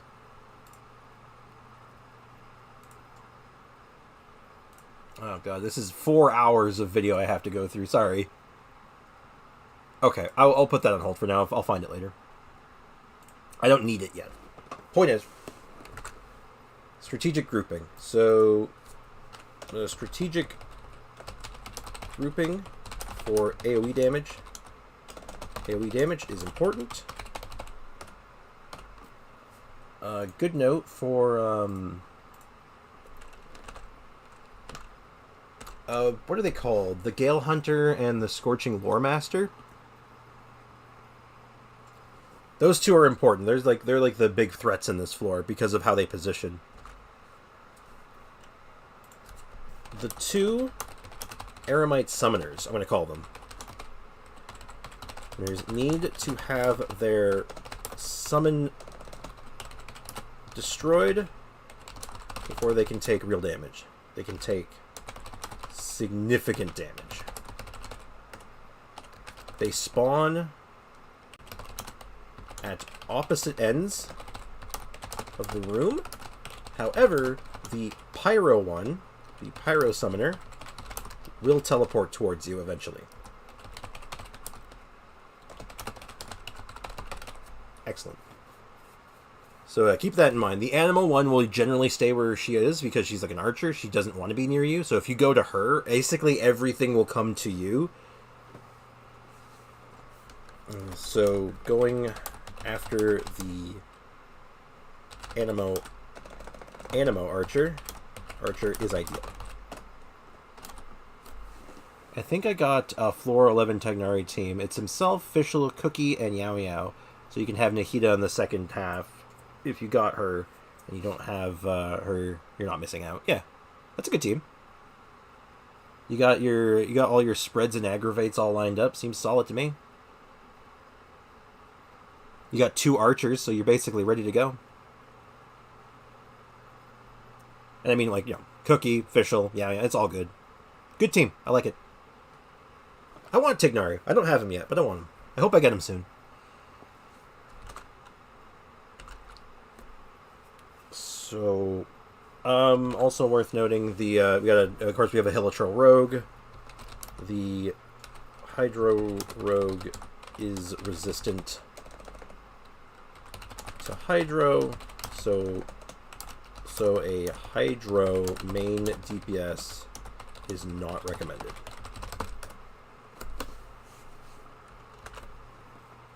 Is there anything else I want to throw in here? Is there any teams that really stand out against this group? Like, what would work on this one, you think? What teams would you think of for fighting that that big pack of enemies?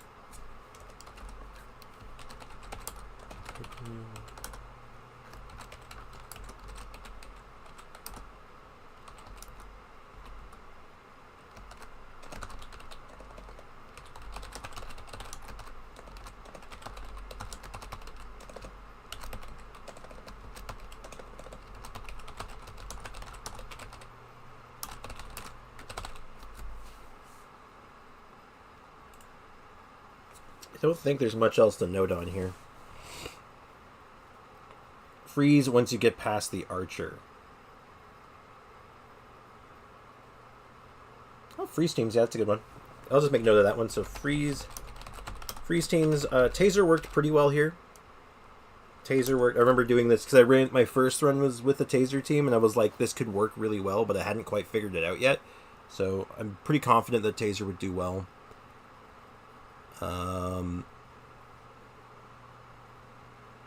I would think that some Burgeon variants would work okay, but I'm not willing to recommend that. I don't feel confident in that one entirely.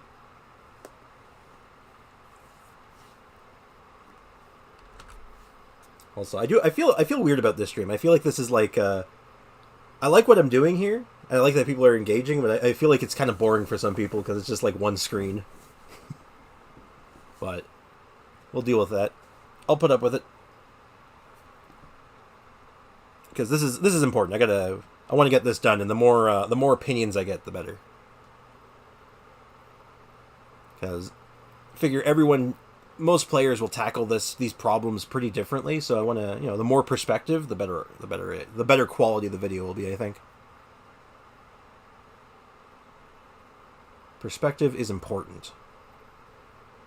So I'm going to move on to Chamber 3, I think. I don't think there's too much more to add to this one. So freeze teams, Taser teams, and maybe Burgeon.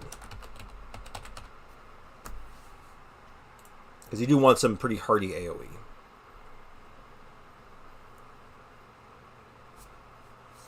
So Chamber 3, this is the one I was so confident on. I walked into this one and I was like, this is going to be the easiest one. I know exactly what I'm doing. First half.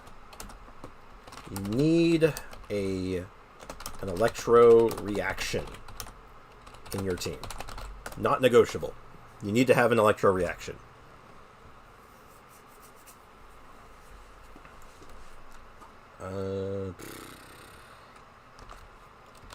Single target burst damage is important. You only have short windows. You only have short windows of damage. Let's see. Oh, I know a really good note for this one. You can break once Simon goes invisible. You can break it early if you can find it right away, and perform any electro reaction. Yeah, literally any electro reaction will immediately break it. You don't have to wait for the things to spawn. You don't have to wait for any prompts. Just literally find it, hit it. Pops them right out.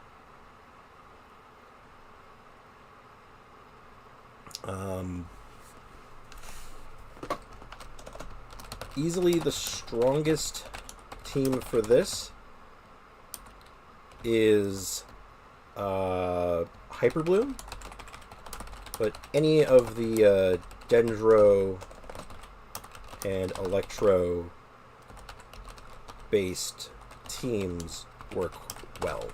And I'll make notes here. So that's like Fridge does well. Fridge is okay. Fridge, Spread and Aggravate. What else is a common one?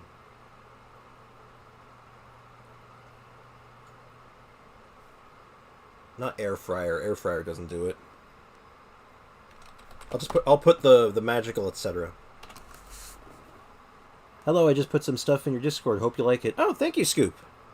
And hello, how are you doing? How's life treating you today? We're wrapping this up we're wrapping up this segment pretty soon. I'm not sure how much longer I'm going after this, but if you have any ideas you want to throw into the into this Abyss conversation, I'm very happy to hear it.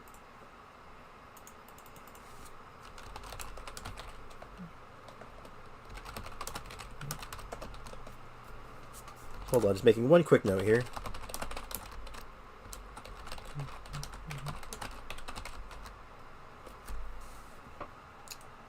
So I would take a quick look at the Discord real quick. Okay, I'll take a closer look at these a little later, but oh my, that is quite the Aimiko you got there. I like the picture. I like the artwork for Aimiko there. It's very good. Oh my, there's a lot of stuff to go through here. Yeah, thank you, Scoop. Appreciate it. Okay, that's pretty good.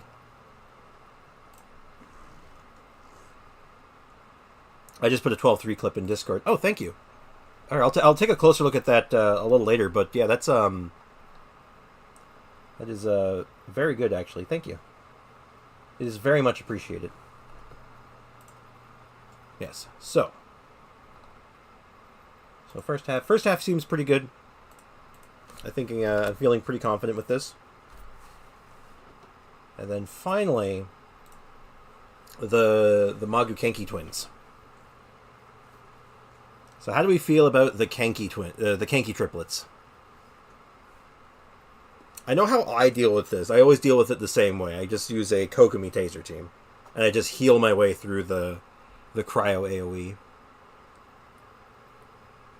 Bloom works pretty well. Nilu Bloom, yeah. Yeah, when I was running through it, I didn't have Nilu at the time, so I went with my usual Taser team. Taser team annihilates them. I imagine the Bloom one is just as efficient, if not better. So, I will put a note of that. So, you're gonna need AoE that works well in small groups, like Electro Charge or Bloom.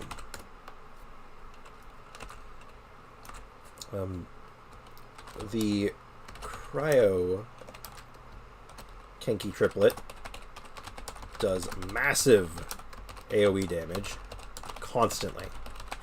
So a strong healer or shielder is ideal.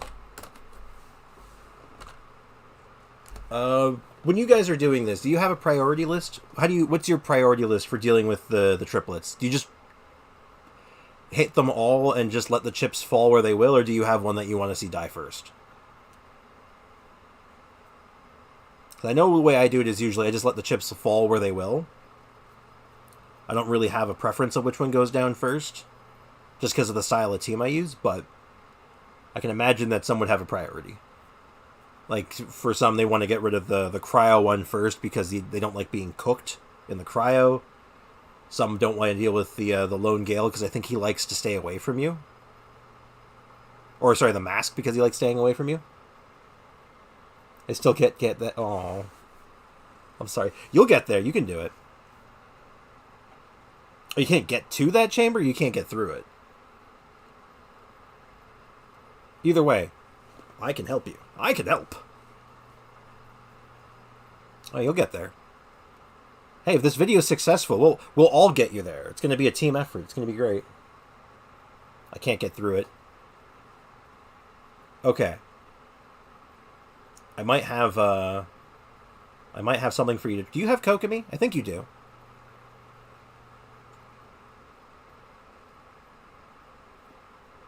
If I recall, you have Kokomi, right?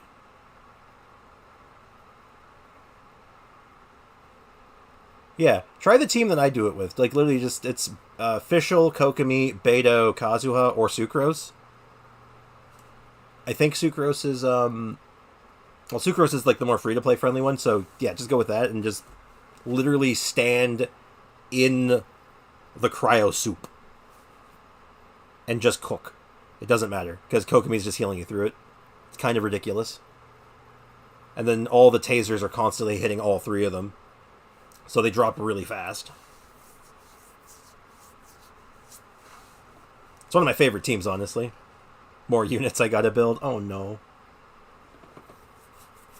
Okay, well, if you don't have the units built, well, I can't do much for you there. But that's the team I would normally do it with. And I've never, ever had a problem with it. Like, I think I clear that floor with, like, 20 seconds to spare.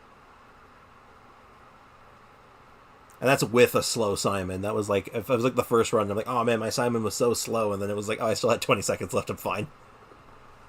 So, just an idea. You can look into it. But if I think that Bloom should be able to do it. If I use Kazuha, Kokomi, Fischl, and do I need another Electro or Hydro? You want a second Electro, because you want the bonus energy recharge from 2 Electros, and also it helps you consistently do your charges. So you can do Raiden Shogun, you could do Cookie, you could do Dory, even. I can't get past Simon. Oh.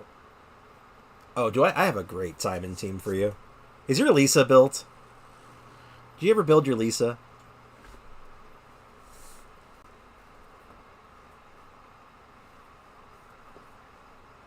Did you just say Cookie? Oh.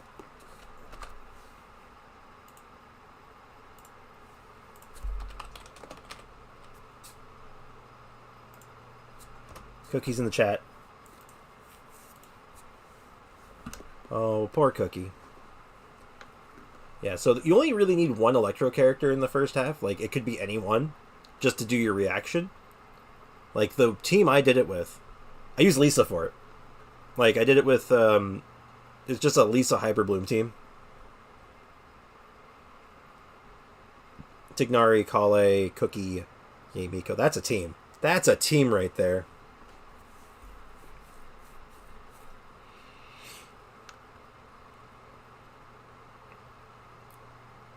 Yeah, I did it with, I could do it with 3 characters, honestly, against Simon. It's literally just, give me a second. Nahida, Shincho, Lisa. And then I just have Yao Yao for healing, just in case. But it's just those 3 characters doing all the damage. So if you really need that Electro character to knock him out, and you have a setup for a Hyper Bloom team, try Lisa. It's really good. Unironically, it's really, really strong.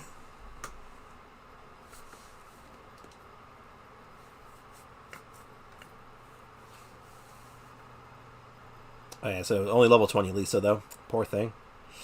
Well, yeah, like I said, Cookie, Dory, Beidou,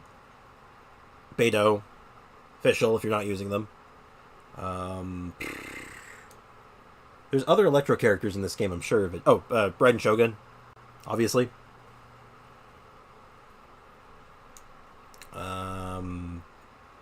If you're really, really in a pinch for it, you could do Kujo Sara.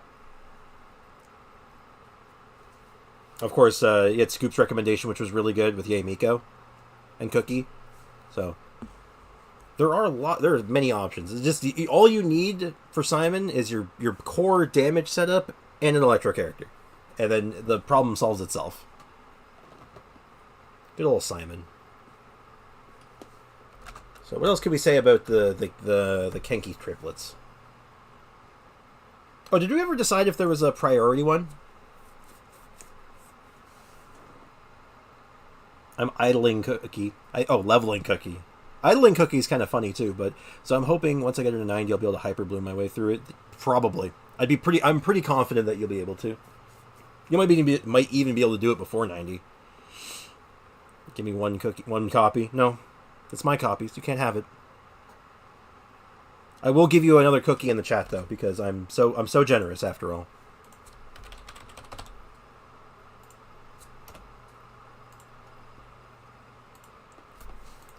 Oh,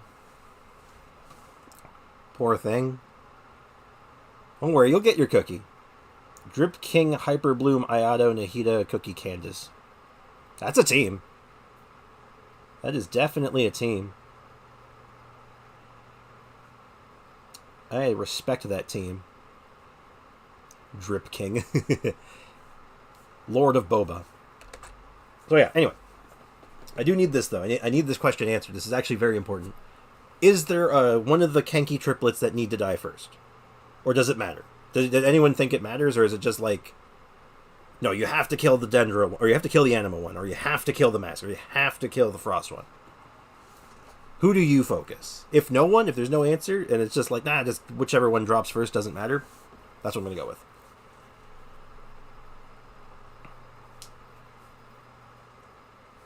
Though I will make a note, though. One thing I do know. You want to stay near the Cryo one, generally speaking, since the other two tend to approach more than it does. The Frost one creates the damaging AoE in a floor, so I usually go for that one first. I think that's smart. I feel like I just need to camp out in the Deepwood and Gilded Dreams domain so I can build my Electro and Dendro in those sets. Yeah, it doesn't matter. It doesn't matter. The best is at least two at the same time. Yeah, the way I did it with my Taser team, they all basically dropped at the same time. So, but I think the Cryo one did drop a little bit before the rest of them.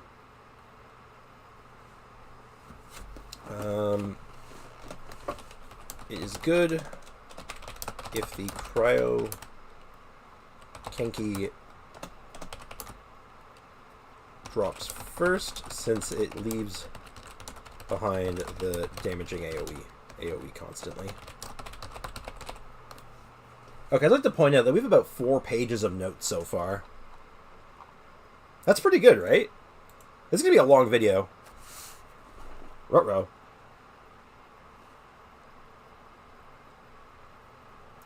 I choose to leave for now and save my remaining sanity. Look. Who needs sanity? It's for the weak. The only thing about sanity I need to say is that insanity is no excuse for bad manners. And that's that. Okay, so... Alright, so... Teams I had the most success with were Nilu Bloom and a Taser team. Alright, cool. Alright. I'd like to thank, firstly, before I move on with anything else, I'd like to thank everyone who participated or anyone who was just hanging out while I did all this, because this has been very helpful, actually. I really appreciate it. Like, any perspectives or thoughts on this and stuff is super helpful for me.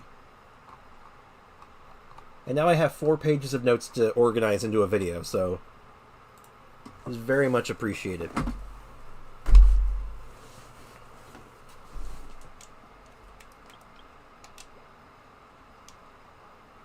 And as the final step to this, I'm going to go in there with just Heizo to let him get punched in the face and get absolutely decimated for some reason.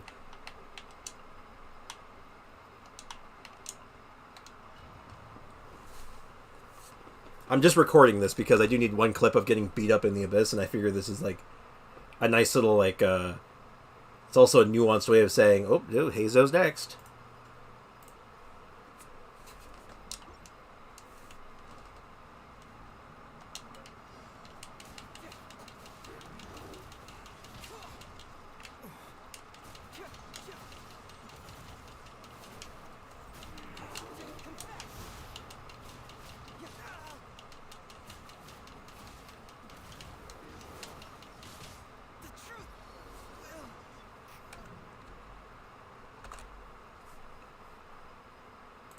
Perfect.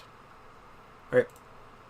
So I literally just recorded that for one reason, because I have the intro for my video decided. That was the first thing I decided was the intro, and it's just going to be Hazo getting like decimated in the abyss, and me just being like something along the lines of, "Oh, this will be easy." Oh, never mind. So there's your spoilers for those who come to the streams. Building for the abyss. It goes in videos. I actually had to uninstall a bunch of stuff from my computer today because I have too many video files. I've been transferring them to a hard drive still. I still have no space.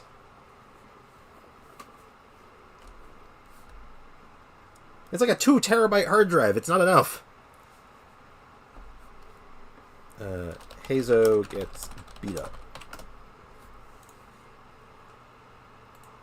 Welcome to the behind the scenes documentary of how the hell I make a Genshin video. It is a lot of taking notes and a lot of recording random nonsense.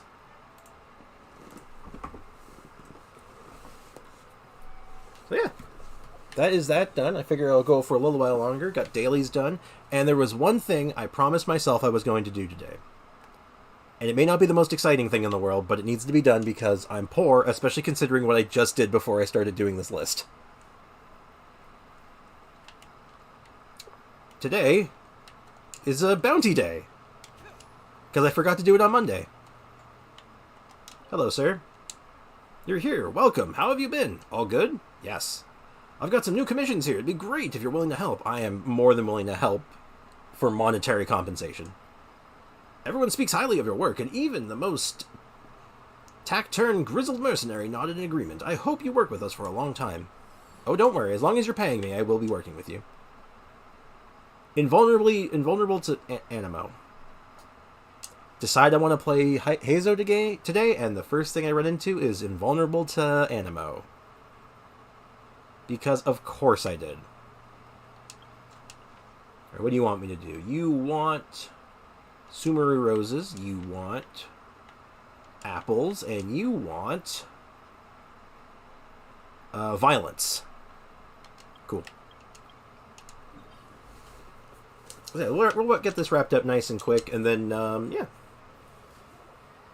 I think this has been a very enlightening day. It's been very good for me. I hope you guys have been having a good time so far, and that you feel accomplished.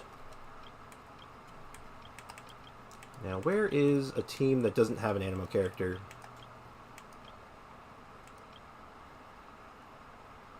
You know what? Mono Geo. Let's grab Noelle. Sorry, I am a whale, but not a disgusting whale. I only have 3 C6 and R5s. Only 3. It's a lot of restraint. I'm joking around, of course, but I mean, depending on the characters, I don't even know if that matters. Like, I think if I remember last time you were here, you were hanging out. It was like you mentioned it was like a C6 Nahida, and I'm like, that's like one of the most overpowered characters you can have. I could be misremembering though, but I need to get this.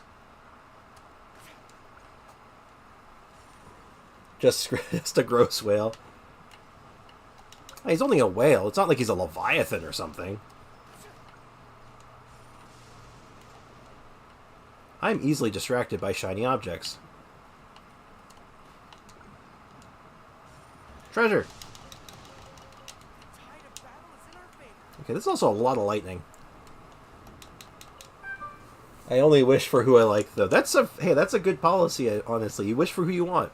Nothing wrong with that. Whaling is A-okay by me as long as you're spending within your means, right? If you're not breaking your bank and, like, you know, deciding that, like, well, I could either roll for Genshin characters or I can eat. As long as that's not the choice, it's A-okay by me.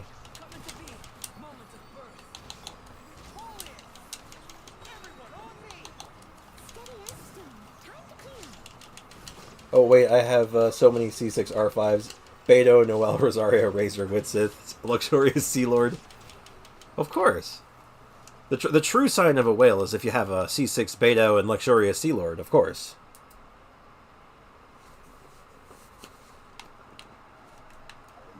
I say there's nothing wrong with being a whale. If you're having a good time and you're enjoying what you're doing, and you're not, like, actively hurting yourself doing so, more power to you.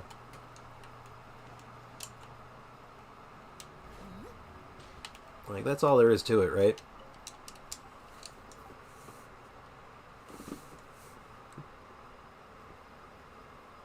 Amazing. It's true. But yeah, it's like, everyone plays this game a little differently, right? Oh, now it's anima resistance down. Excellent.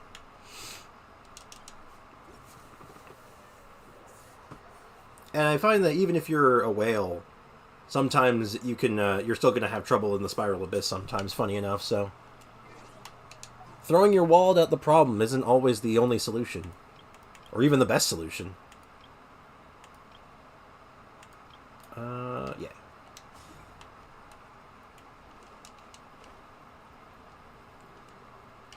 Like... It's just how it is. It's just how it is. Sometimes it's like... You know, I'll say this right now. You can throw all the C6, R5 characters in the world at some of those, of the new enemy types in the Abyss, and you still get bowled over, because no matter how overpowered your character may be, you're still able to get one shot just like everybody else.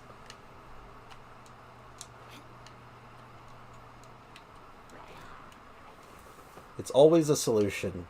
Have you seen his showcases? There could always be a solution.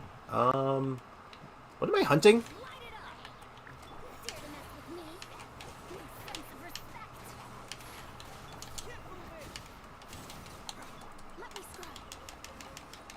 You know, I came over here. I'm looking for something, and I wasn't even paying attention to what I needed to hunt. Okay, it's this guy.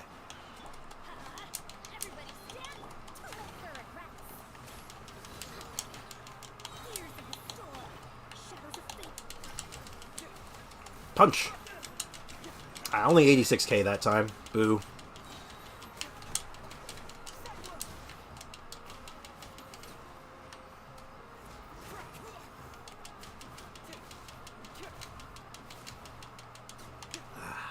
I like Hazo.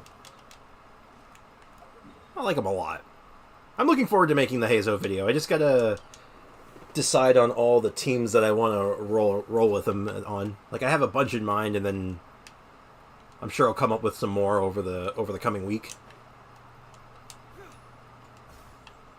Like, who's looking forward to Sunfire Hazo? I know I'm looking forward to that one. I like that team.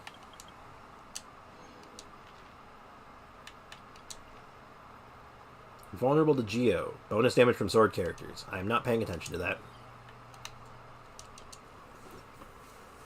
Yes, you'll have trouble, but it's not with clearing, but with clean content and building characters, because build changes with constellations. Example, I currently have attack sands on Nahida.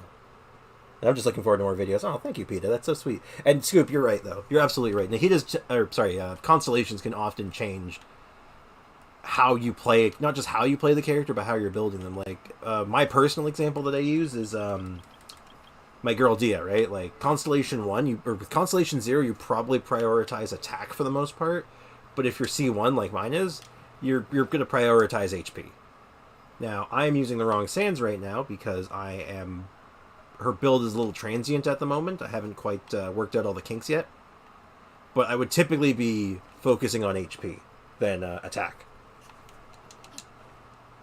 I think I don't remember why. I'm currently trying to transition her to the new artifact set build, but it's not ready yet, so I'm kind of like picking out the best pieces right now of each set and just slowly putting it together.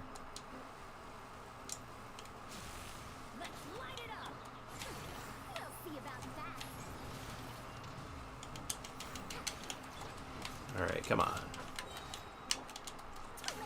Alright, I want to one-shot this guy. I want to try to, at least.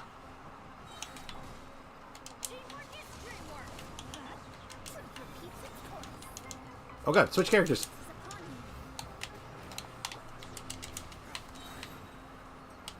I'm just gonna do this the old-fashioned way. I didn't crit. Sadness on the stack. It resolves.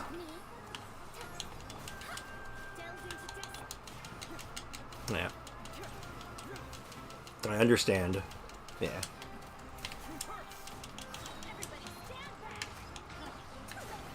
But yeah, so... Lost my train of thought, unfortunately, but... I guess the only point I'm really trying to make is, like, as far as the constellations and the characters and the whaling goes, is that, like, it just changes... It changes, like, your perspective on things and how you're focusing stuff, so... Granted, there are some cases that some characters just break in half as soon as you get them constellations. Like, holy hell. Like, let me just open up my roster here real quick, because I know there's a couple of examples of characters that when you C6 them, it's just like, oh, it doesn't matter anymore. They just look at them funny and everything dies. Like, Raiden Shogun constellations are absolutely ridiculous. Or Eula. Okay. Eula is my prime example. Like, she's really good without constellation. She hits really hard. You get Constellation 6 Eula, you don't change your build whatsoever, and you just push the button and you deal 5 million damage. So some characters just break sideways, some don't.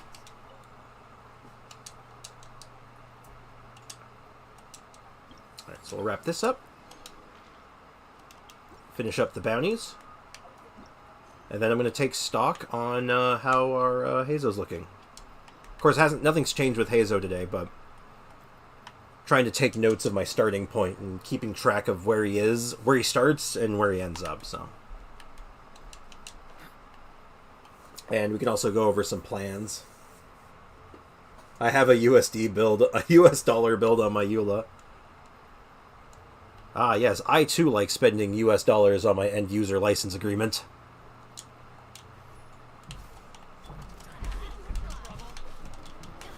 Yeah, so on unrelated note, I am very much looking forward to building Heizo and getting him like completely set up, because I just like the guy. I mean, look at him. You punch them, you kick them, and then you punch them again.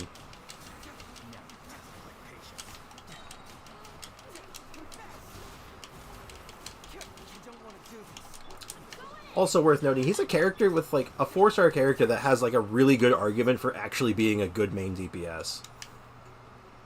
Okay, something's still alive. But I don't know where it is. Oh, hello. Sir, what are you doing down here? Sir, do you care to explain yourself? Sir? Sir. Put the crossbow down. Okay, you know what? No respect. Alright. Alright, how do you feel? Did you learn a lesson? I no respect from these kids these days, I tell you. They run away from you, they shoot crossbows at you. There's no dealing with some people. The nerve of some people's children, am I right?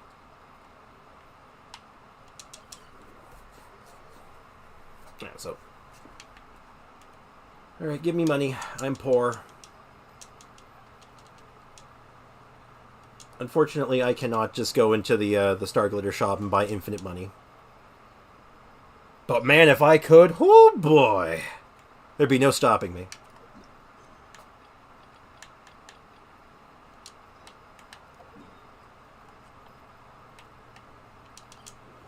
I can't be trusted with that much more, though. It's too much power for one man to have.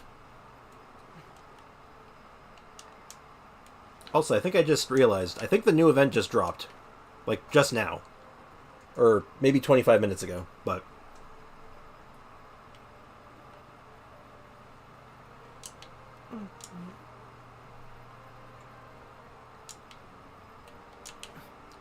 Okay, where is this one? Oh, is this in the bazaar? I didn't actually pay attention to who it was. It's probably in the bazaar. Yeah, it is. Okay. Korush. Or Kurosh. Oh, it's this guy. It's the juggler. Yes, yes, yes. I have roses for you. Take my roses. Here's 10 roses. Turn the roses into money for me. On EU, it's been out for like 7 hours. Yeah, it just came out a couple hours ago for me. That's funny. The magic of time zones, am I right? So what event was this? Is this the Free Farazan one? No, let me into the... Fulminating Sandstorm. Oh, this isn't the event I thought it was. No, this isn't the one I thought it was. Still, it's Primo Gems.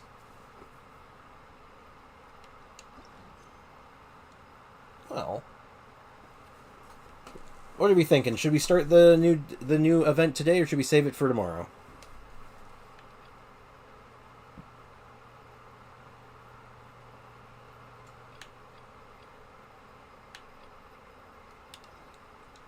How are we feeling about this? Because it is getting pretty late into the stream. I don't know how long this event is or how much content there is in it. Yeah, why not? Okay. We'll at least get it started. So, there's a quest I have to do, right? Go to quest.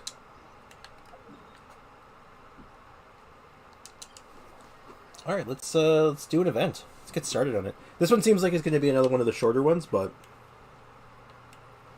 this patch does have a big event, so I'm looking forward to that. I don't think... is there a date for when that event's supposed to be happening? I assume there is, I just haven't looked at it yet.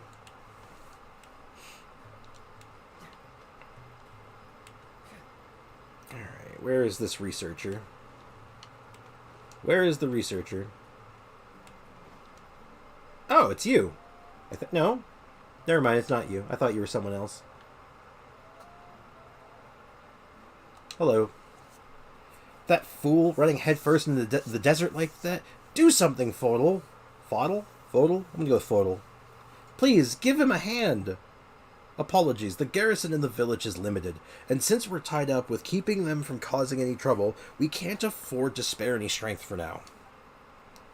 But that fool has been bending over backwards to deal with them, at least in the name of mutual interest. Well, it's not that we don't want to help, but the guards are now spread so thinly across the desert, on lookout for them, getting a team together is going to take time. Thank you for the stream, Mr. Streamer Man, but I need to wake up in the morning, so I'm going to have to head out. All right. Take care, Pita Chip. Enjoy your vacation. Will you be able to join in on the streams and stuff during your vacation, or will we just have to wait the 9 days until you come back? Also, you think it's the 27th. Okay, cool.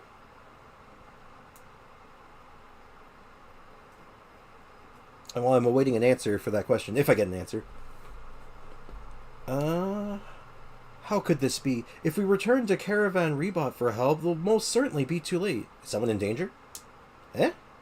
You guys are just another adventurer passing by. I'll hopefully be back in on the streams. Cool. Well, if you're not able to hang out and stop by as normal, no worries, no stress, and enjoy your trip. Focus on having a good time, and we'll hopefully see you when you get back. Take care of yourself. And whatever you do, don't do anything I wouldn't do. Oh, and his best friend, Paimon. Thanks, Paimon. Adventurers? Really? Oh, thank the heavens. There's hope for Vinayak at last. These names are getting harder and harder to pronounce every day, I swear. Take care, Pita Chip. Mr. Adventurer, will you say Vinayak? We'll make sure to reward you handsomely. First, tell me what's going on. Well, the desert has become more dangerous than before, thanks to those wretched vermin running amok. It's for the best that I fill you in the situation before making plans. You guys are right. Sorry, I was a little anxious. Paimon's been hearing talk about a certain them this whole time. What are they, anyway? A swarm of Weenut. Oh, God. No, not the Weenut. Oh, no, I hate this event already. I hate it. Still can't believe they called the things Weenut. Anyway, for some reason they've become unusually violent, hiding in the sandstorms and attacking unsuspecting prey passing by. I've dealt with way bigger than them. Well, when you put it that way, yes. But this time there's far too many of them. It's hard to deal with them under the cover of sandstorm, and they usually flee at the first sign of danger. I'm used to being chased by these things. I don't know what you're talking about. Wow, that's quite the pickle. And it's not just Aru Village. Other passing merchants have also been affected. That's why the Academia sent Vinayak and me to deal with these unruly Weenut.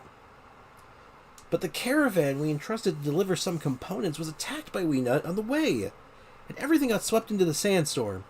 I fear they've become the monster's playthings by now. I wanted to return to Caravan Rebot for help, but Viniac, who knew that after all these years he's still as rigid as a machine. He said something about getting his precious components back and then just ran into the desert all by himself.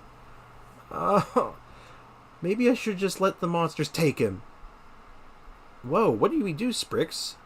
If we leave this matter alone, not only will that researcher be in danger, but the Weenut problem won't be resolved. Leave the rescuing to me. I got this. Oh, thank you so much. I'm sorry that I let my temper get the better of me. I'll mark the location of the attack on your map. Please find him as soon as possible. I hope he doesn't get the harebrained idea to dive right into the horde of monsters and start picking up components. Okay. Let's do it. Okay, it's right over here. Let's go commit violence.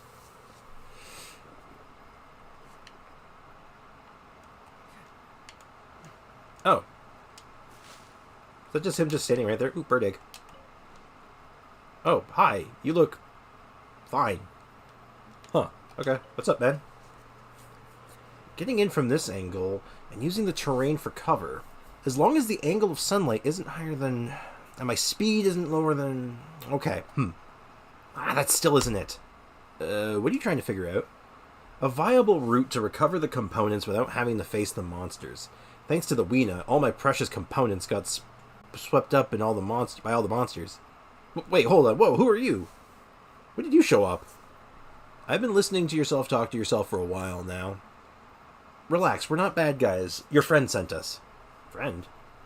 Could it be... Shreya?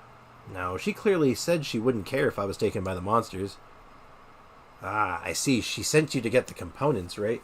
Nah, it doesn't matter if I'm taken by the monsters, but it will definitely matter if the components aren't recovered.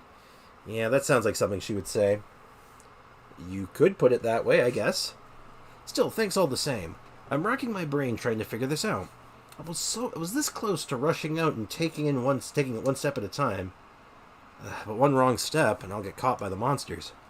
If I wasn't here with Shreya being such a klutz, who would be going to take care of those machines? No wonder Shreya was so worried. This guy thinks about nothing but his mechanical components. Sprix, let's go and get the components before he gets himself in trouble. Sure. Sounds like a plan. Alright, so how do I play this game? I love the screenshot of the plunging, the really, really blurry plunging attack. Like that guy, he's going like Mach 12. That's a great screenshot. I love it. During the challenge, some 4-leaf sigils will have diving benedictions to them. Okay.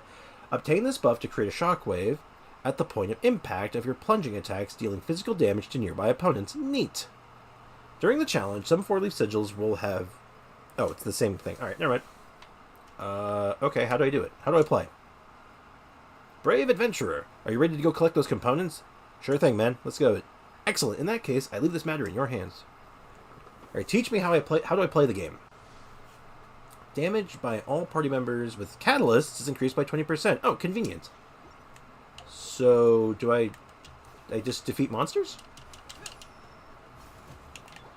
Okay.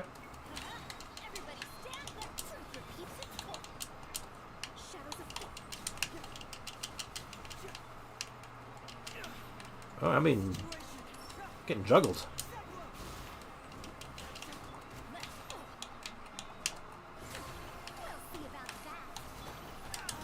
Ow. I'm being bullied.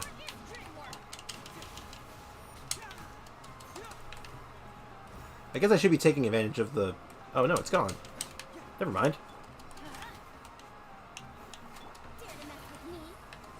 Should I have saved the sigil and not used it?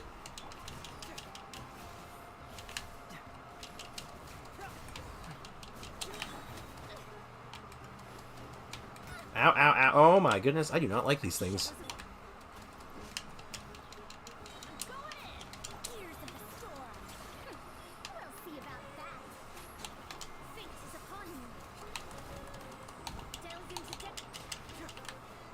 Oh.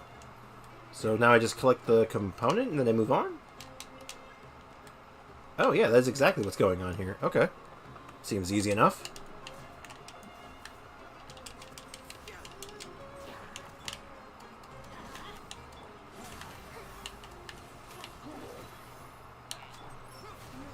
Oh, wrong character.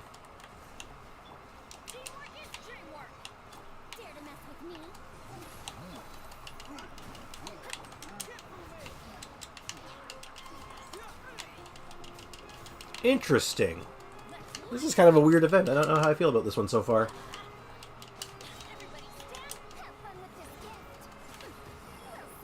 Has anyone else done this event yet? Anyone here, I mean, like, watching, tried out this event yet? What are the opinions on it so far?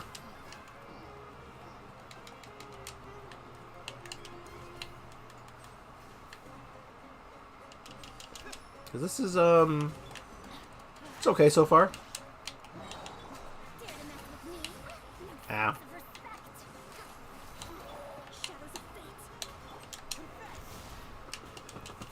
I have, yeah. I like that there's a small story progression to it. Yeah. It seems okay so far for that, at least.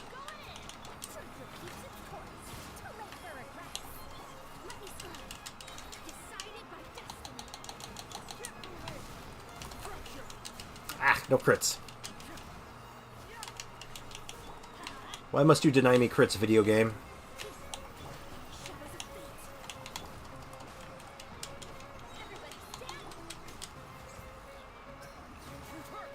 There we go. Currently doing it. Alright, cool. We're doing it together then. Kiramoshi, we're together in spirit. And it's just 4 repetitive blue... It's not just 4 repetitive blue doors. Yeah, okay. Some blue doors... I have mixed feelings about the blue doors. Some of them are okay, and then there's, like... some that are kind of boring, and then there's the boss ones. God, I like the boss ones. Can't type much because I'm playing while watching. That's all good. Enjoy. If you're having a good time, that's all that matters. No stress. I hope you're enjoying it. Don't mind me stuttering. Oh, thank you, brave traveler. You're welcome. Oh, phew. It hasn't been too long and the parts are still in good condition. Just a few more adjustments. Vinayak starts tinkering with the machinery. Vinayak? Almost done. I'm almost done. Vinayak. Whoa, Shreya. When did you get here? When you were fiddling with the components. Didn't you say this place was dangerous and full of monsters? Why are you even here? I'm just worried about our components. If we can't finish this assignment, even I can't return to the academia. Ha! I knew it! Look, I have everything here. Once we go back and make some more adjustments, we can finally start assembling. So, what are these components for? Oh, I forgot to tell you. They're the Weenut Slayer Cannon, our graduation project. Yeah, there's more diversity for sure. I can agree with that. I like that. I like these kind of like story-based events where you get like a little like mini story and go through like a series of quests and like objectives. They're pretty fun. They're decent. And hold on, I gotta check something real quick.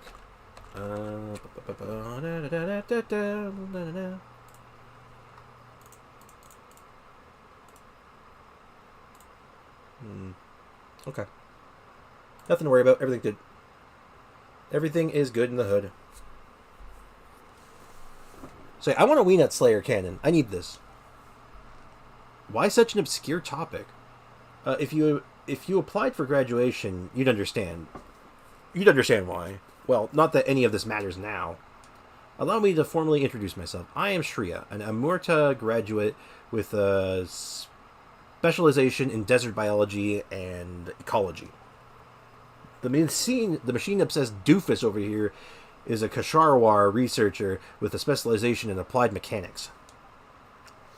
I'm Vinayak. Thank you. Thanks a lot for earlier. No problem. Can people with completely different fields of study work together? Don't get me started. Working with him on a graduation proposal was definitely the biggest mistake I've ever made as a student. You can't really say that. We both managed to graduate in the end anyway. We did, yes, but you forget how many extra years it took? Whatever the case, we graduated, right?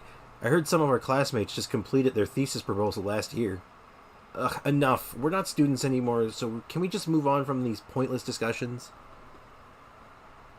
You're always the one who starts it, though. Nonsense. When we were building the first prototype, arguing isn't getting us anywhere. Wow, you guys are out for each other. How could the academia think of sending you two together to handle this? Actually, the academia didn't send us. A person named Kunar was supposed to take care of this matter.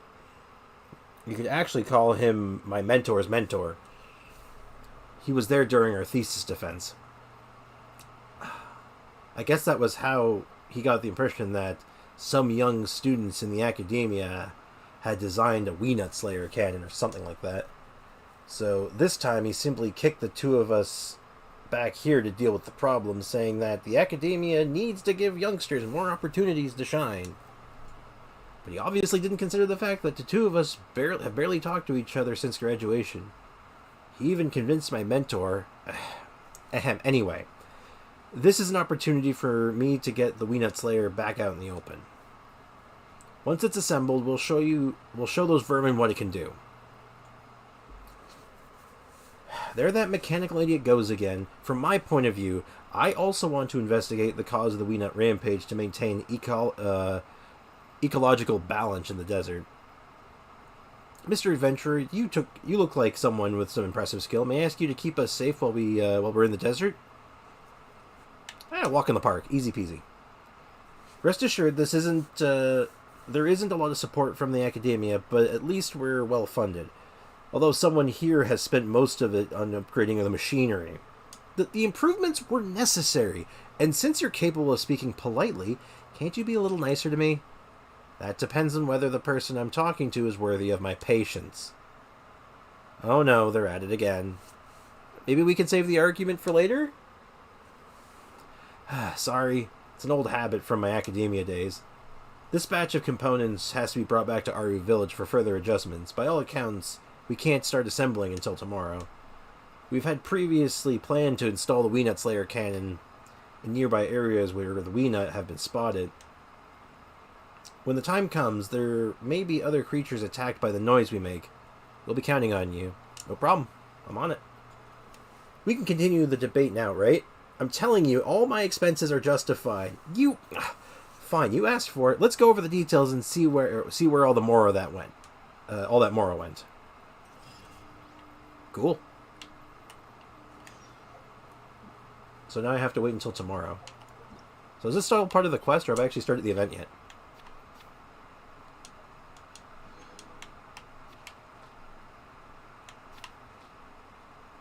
Oh, you get the first 2 parts on the first day? Oh, that's interesting.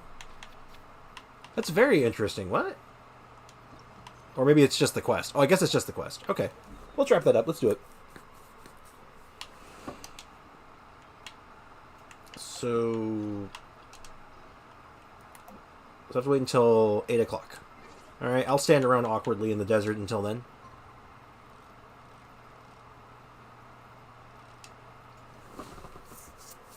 You ever think people in the Genshin Impact universe just sees, like, the Traveler just stop moving for 24 hours and just like, yeah, that's normal.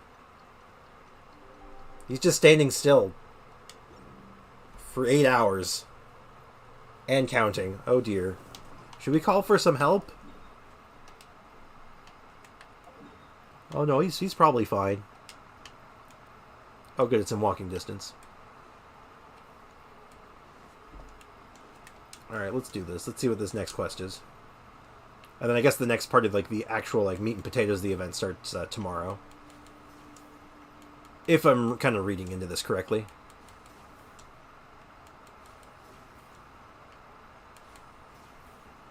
It's a good thing these sigils are placed here. Very convenient.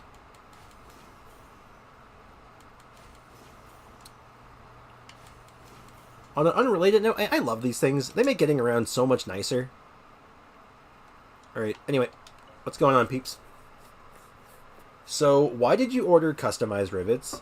They don't improve performance at all, do they? Riveted armor is a symbol of romance for us Kasharawar researchers. You guys, have you been fighting since yesterday? Ah, you're here. You're already here. Not exactly. We had the debate about funding yesterday. Huh. We were actually arguing about something else, but before I knew it, we went right back to arguing about funding. I've polished the seams of the components, and they were shiny and sparkly, but Shira's trying to abandon the plan. Abandon? I just want a temporary pause. Didn't you notice that there's something wrong with the environmental parameters? If we were to continue with assembly, the charging efficiency of the device will be much lower than expected. We need to figure out what's going on in the area, eliminate all external influences, then proceed with assembly as planned. There are plenty of situations where the ideal and actual circumstances don't match. There's no need to be so fussy. I took the margin of error into consideration when I drafted the blueprint, so it's not a big deal at all. Besides, sometimes you have to test some things out before you can figure out what the problem is. Is that why you tested experimental device number 2 until it exploded that other year? That was different. I didn't realize the need to leave room for error back then. Is there a safer way to do this? I'm thinking maybe we could first switch off the turret's firing function and just do a simulated experiment of its charging process? That won't do. I don't trust your judgment on this. Let's get rid of the turret ignition module, and I'll safeguard it for you. You can install the other components however you please. Remove the ignition module, then the Wee Nut Slayer cannon is just a big paperweight. Didn't you say we'd just do an experimental simulation of the charging process? At the end of the day, you're still thinking about firing that cannon.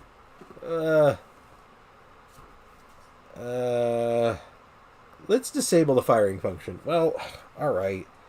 Let's think of it as a trial assembly. If only you had said that earlier.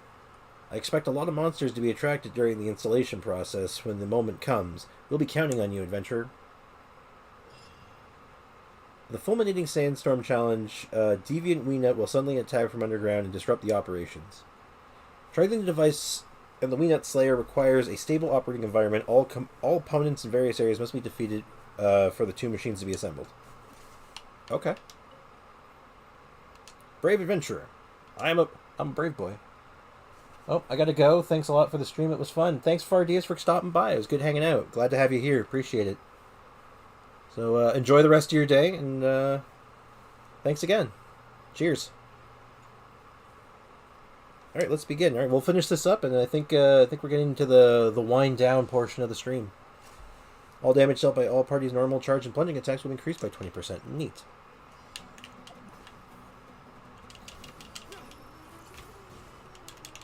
So just have to beat up the enemies, huh? I feel like I should have brought a slightly different team for this. Ow!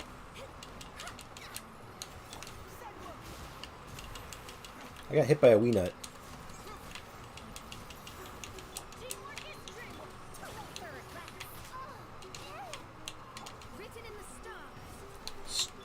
Where'd you go? Oh god, there's wee nuts, there's invisible things. I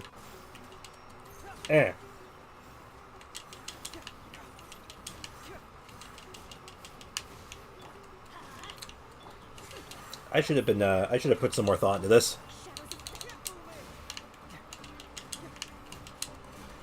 Oh my, there's a lot of dudes.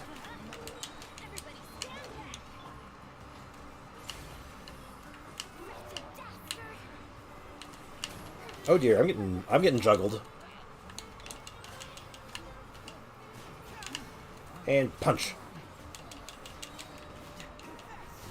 I think I should have brought like the Sunfire team for this instead. That might have been more interesting. Okay, this shield is absolutely ruining me.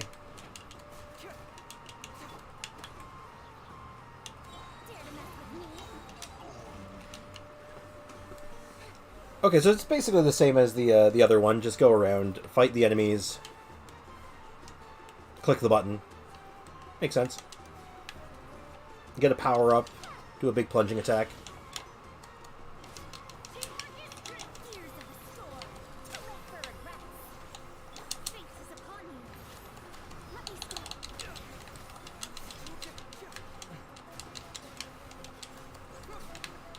nice 88k. Feels good. Sunfire is nice. It's a fun build. It's a good team. Just, like, blow up everything around you feels good. I think putting it with Hazo is going to be pretty good.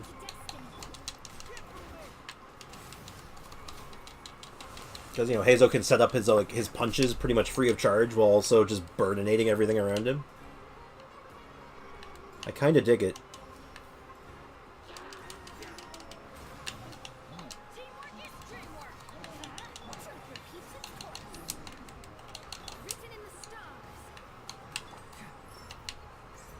Overkill.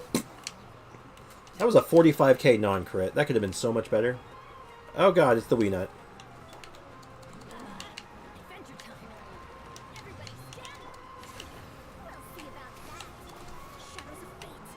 Oh, that was very strange. I got hit by the Wii Nut before he came out of the ground.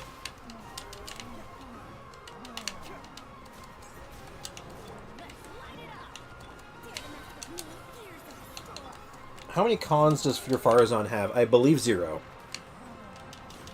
I will check right now, though, just to make sure I'm not incorrect on that, but I believe it is C0.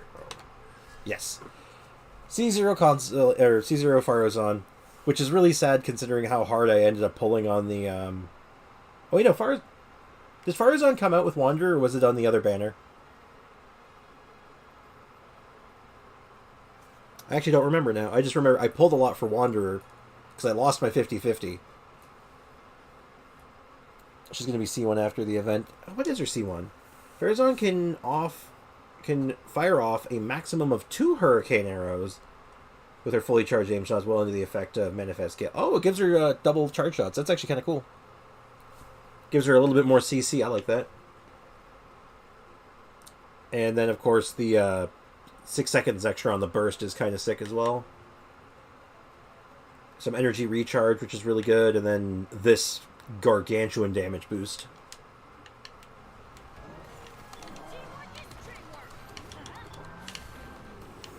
Yeah, being able to fire off 2 of those is going to feel pretty good, I think.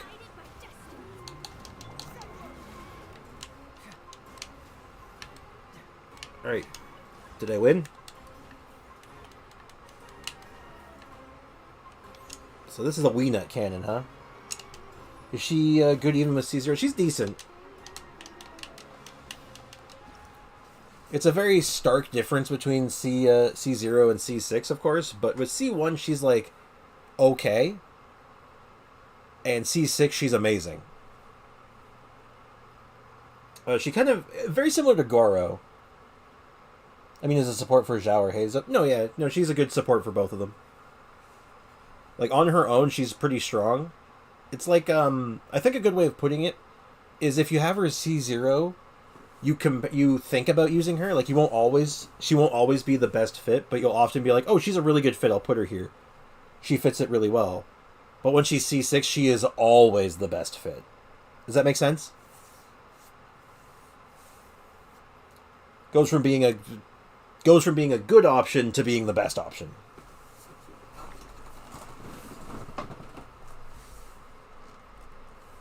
Yeah, kind of like Mika. I think she's better than Mika. Just for point of reference, I actually think that she is actually at C0 to Z0. Her C0 is better than Mika's C0.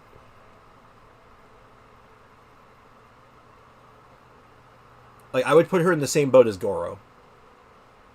Where Goro C6 is like the best in slot, but if you don't have his C6, he's still really, really strong in that team.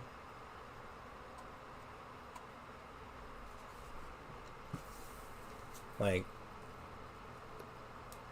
if I had to assign like a rating to it, it would be,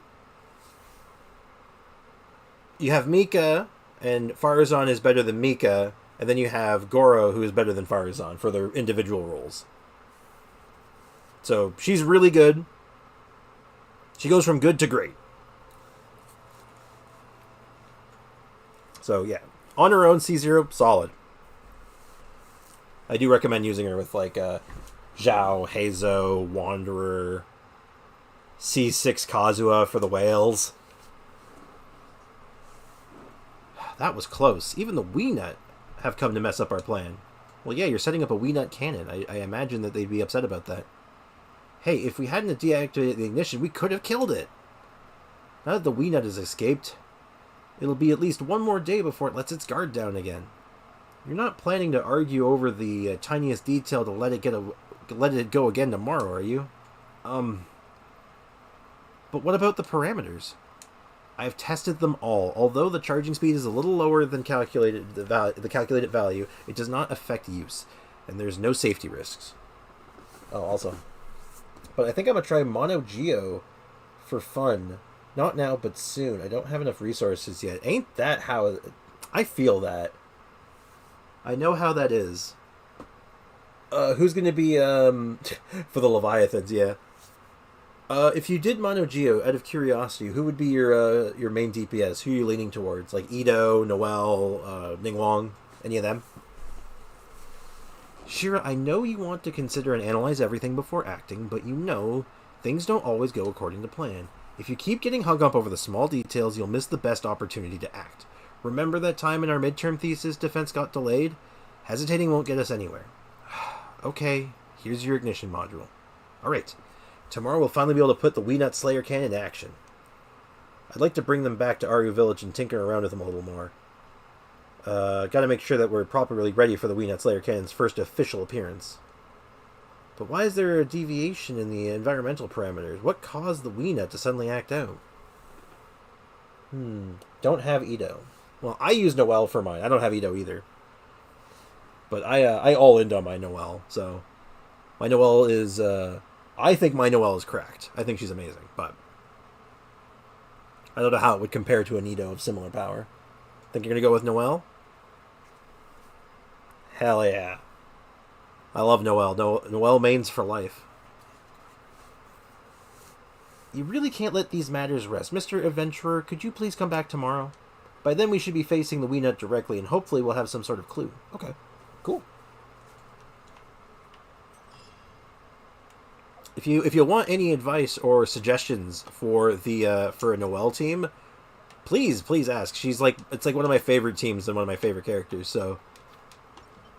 Any excuse to talk about Noelle, I am down. Noelle is the best. I have C4 Noelle, kind of a waste if I don't use her. Her C4 is pretty good. Definitely her cash money constellation is her 6, of course, like obviously, but at C4 she's pretty good. I mean, like, it's beautiful. I got the I also made the note to get the Stone Thresher on her. Noelle Supremacy, hell yeah. Opulent Dreams, of course. C6. What was her C4 is the one that gives her Geoshield damage? Yeah. So I think on average this constellation can deal about, I'm gonna say about 50k. My only problem with Noelle is the energy recharge. Good ways to fix that. Do you have Goro? Just to make sure that you have the setup for this before I start throwing suggestions.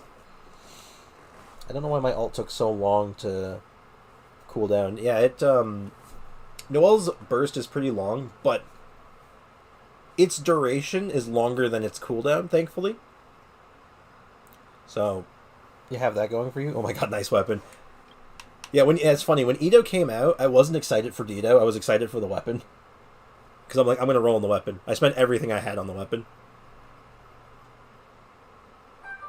So I'm like, it's for my Noelle. Okay, so if you have Goro, though, a good trick you can do with Goro to help with Noelle's energy is actually put Goro on a Exile set. So you just ignore a lot of Goro's kit besides his general buff, which isn't affected by his stats. And you just go all in on Exiles. Because it's party-wide energy recharge.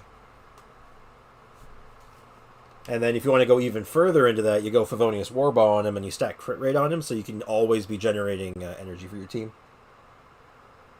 So there's some cool tricks you can do with that there that helps. a third Geo character. I mean, like, you're doing mono Geo, so that definitely helps. I like Albedo, but Ning Wong can also be pretty good at it too, because she gives a Geo buff and can generate particles pretty well. And I use Raiden Shogun for energy recharge, because, well, she is the queen of the batteries, but if you don't have Raiden Shogun, there is other options you can do, just other good general batteries. Like another Geo character can do it. I just threw my exiles. Oh no! Oh no, you hate to see it. Not like this. Oh, jeez.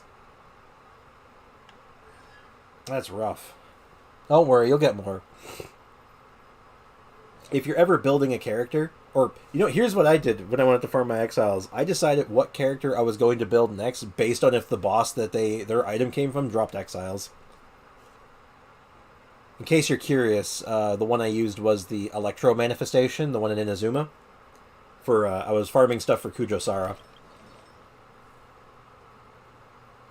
I usually go for Severed Fate if I need ER. Yeah, because Severed Fate's really good for ER on character, but Exiles is party-wide, so if you want like a true 100% support build, Exiles is really good. You're giving up damage and, like, other abilities, of course, but, well, let's be honest, Goro's damage is nothing, right? He doesn't do a lot of damage. He's not what you're there for, so if you can get together a semi-okay Exile set with a Favonius Warbow, you're going to be in business. That helps Noelle a lot. That's how, like, if you saw my the stream on Tuesday? Yeah, the Tuesday stream when I got the last star in the Abyss, it was the Noelle team on the first half. Noelle never had downtime. Her burst was always ready. And that was in part because of Goro generating so much energy. And of course, Albedo helps with that because he gives pretty constant energy generation. And Raiden Shogun helps with that immensely. But yeah, if you don't have Raiden Shogun, other options you can fall back on for good energy recharge. Let me sort. Can I sort by element? I can. Zhongli, of course, is really solid for it. Because, he's Zhongli and he's also just good for the team. I'm going to keep my exiles from now on. It is one of the few 4-star sets that I actually actively try to look for good pieces for, because I know how good it is. It's like this. If this was a 5-star ever, it would be so solid. It would be so good. Yeah, so Zhongli, if you have him, is a good fit for the team. Ning Wong, like I said. Yunjin is okay. If you're doing Mono Geo, you lose some of her bonus damage, but Noelle does so much normal attacking that you get a pretty hardy buff just the same. I'm going to go Noelle, Yunjin, Goro. It's decent. So if you're doing those three, I would recommend a different element for your 4th spot, just to get a little bit more out of your Yunjin. Just a recommendation. You don't have to do that. But it is an idea to think about, because, she gets more damage. Her buff does more damage based on the number of elements in your team, so. And then you could do, Raiden Shogun, you could do Fischl, you could do... Who's another good battery? Who's just good batteries? Shincho. Shincho would be sick. Bennett, I guess. I don't have many choices for Geo anyway, and I've been dabbed on again. Okay, alright, I see how this is going. Zhongling could do it, Rosaria can do it pretty well, and Rosaria gives crit rate too, which is even better. Kaya's not bad, he's a good battery for that spot. Who else can you do? Diona's a decent battery, and she gives you another healer. And shield, which is nice. Have I hit all the big ones? Yelan, similar to Shincho. And I think I hit all the core ones. I think I've hit all the important ones that fit that team really well. And ultimately, it just comes down to preference, right? You just want to find like that setup you have is a good start. Really, that last slot is just whoever you think feels right, who's comfy. And I think honestly, that's one of the more important things for team building that I feel like is kind of underrated, is just how comfy the team feels. You gotta feel comfy while you're playing, because if it feels unnatural or the timings don't line up right, and it always feels like you're just a little off, it feels gross.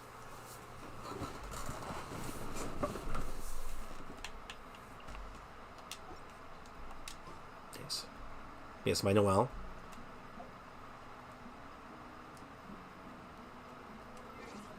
Hold on. And then we do one of these.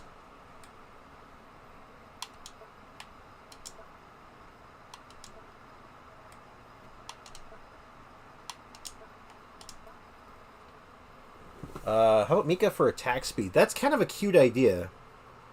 It wouldn't be too bad. His energy generation is pretty lousy, but other than that, like, you can build like Favonius on him as well, which also helps. But yeah, it's not bad. Noelle likes swinging fast. The only thing of note that you have to remember when you're using Mika for that kind of a thing is that for single target in small groups, you're normally doing your normal attacks, right? And the attack speed's really good there. But if you're in really big groups and you're doing your charged attack, the attack speed doesn't work on it. So the attack speed ends up getting a little wasted. So that's a situational thing. So if you think you're going to charge attack a lot, don't recommend Mika. If you're not, Mika will be pretty fun.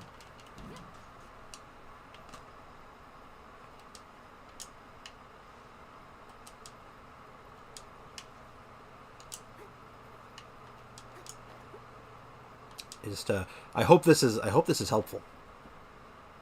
I like being helpful, but I'm trying to find that nice balance between being helpful and not being pretentious, you know? Where it's like, I want to be helpful and I want people to do the best that they can possibly do, but I don't want to be like a dick about it.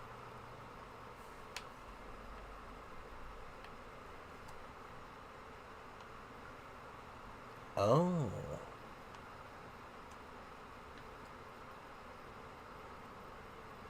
I never knew that. Thanks for the tip. Happy to help. Yeah, charged attacks are weird when it comes to interacting with attack speed. Because unless it specifically says it increases charged attack speed, it doesn't count for whatever reason. So Mika doesn't count, but I know one that does. But it's specific.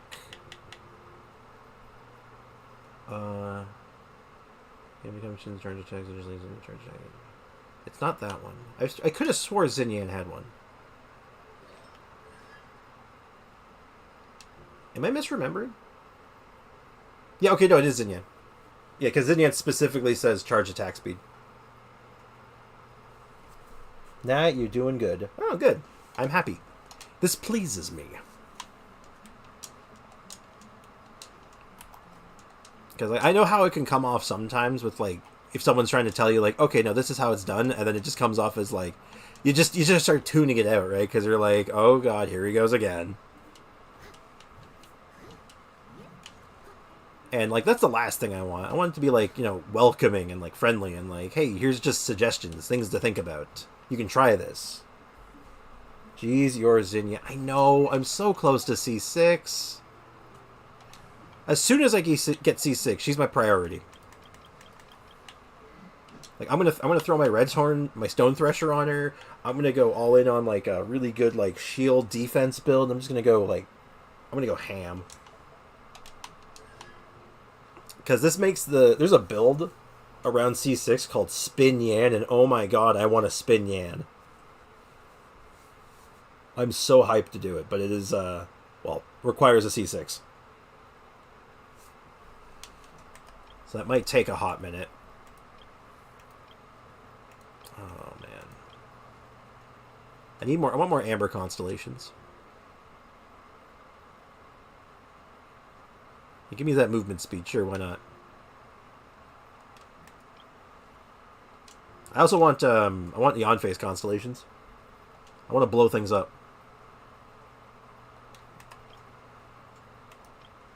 What are the constellations? There's a few C4 constellations that I really want. Like, I want, or 4-star constellations, I meant, sorry. Like, I really want Dories. I want to see Fatui Zinyan. Okay, I need to ask, because I think you said this once before. What is Fatui Zinyan? What does that mean? I'm so curious. It mystifies me. It keeps me up at night.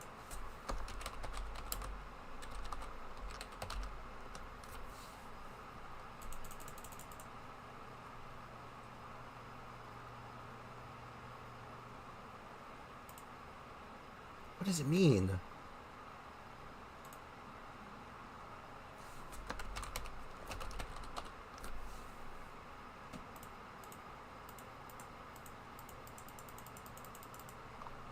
Google isn't helping me.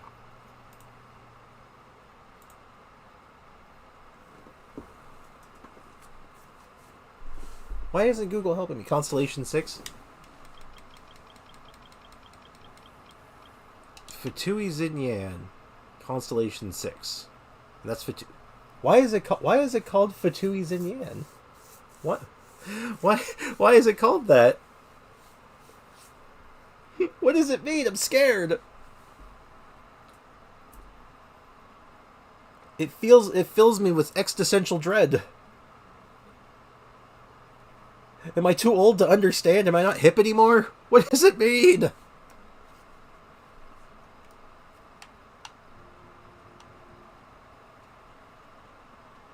Like when you search on YouTube Fatui Barbara. Really? Hold on, I'm trying this. So if I search up Fatui Zinyan, I'll get a C6 thing.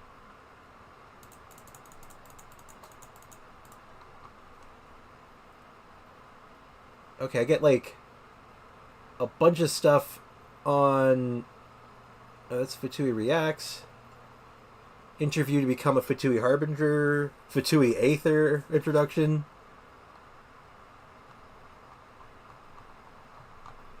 What happens if I do Fatui Barbara? The 11th Fatui... Okay, I get it. I understand now. I'm learning! Because they OP. I just saw it on YouTube. Try Fatui Barbara. Yep, okay. I understand! I now understand everything. I am one with the universe. Love the artwork. That's fantastic.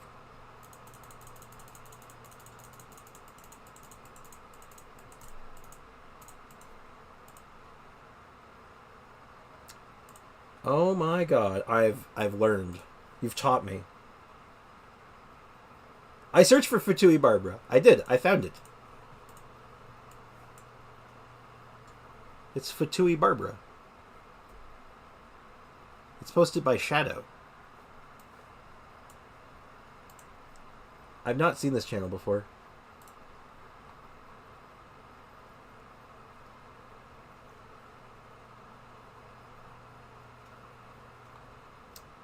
I love this.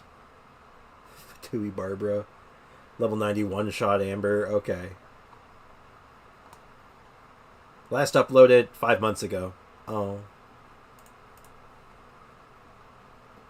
Sorry, my humor is broken. Hey, don't apologize for broken humor. My humor doesn't make any sense either.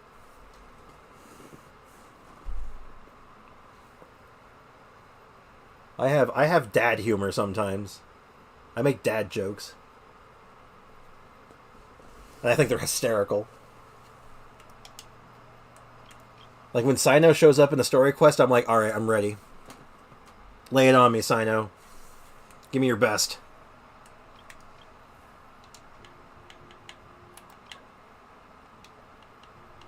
I mean, I can't wait until we get some Aloy constellations. How about that?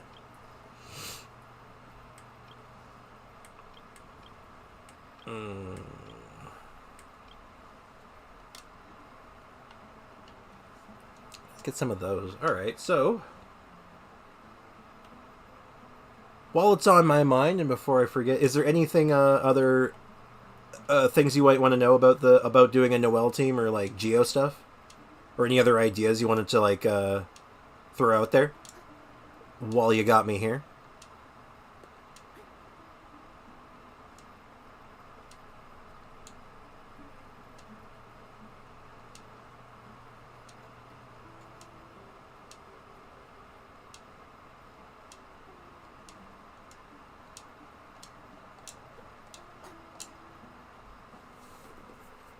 I love Sino's jokes. I'm so proud to tell everyone. Good. Embrace the Sino jokes. Almost forgot to claim my my Battle Pass experience. I will take my experience books, please, and thank you. And then event stuff is done. You know, one of these days I'm going to finish all my Hangout events. But today is not that day. Okay. So, one last thing I want to do before... maybe a good sub for Yunjin? Good sub. Good sub. Let me take a look at my Yunjin, see if I can help you out. Because I don't use Yunjin that much. I want her C6 so bad. I want her attack speed buff.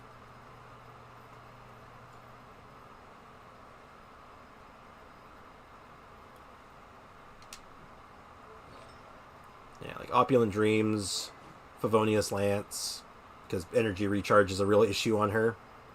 You want her burst up all the time. All of her, everything she has is in her burst. Because, you know, the shield she does is pretty mediocre, and the damage is good, actually. Maybe I'll ask once I gather the resources. Hey, whenever you want to ask a question about anything, I will happily answer. Whether that's now or later, I am eager to please.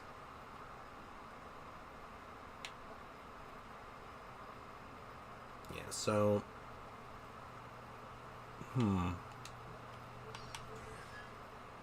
Yeah, I like Yunjin, and if you actually stack, like, offensive stats on her, God, her skill hits really hard for some reason.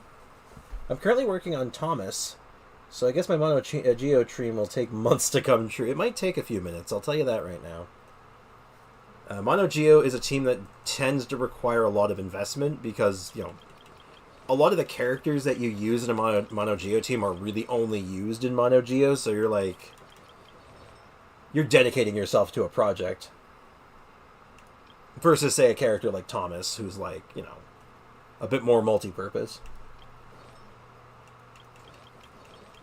What do you plan on using your Toma for anyway? You going to be doing like a Burgeon team or like a Burning, or you're just using them for sick vapes? What's your plan?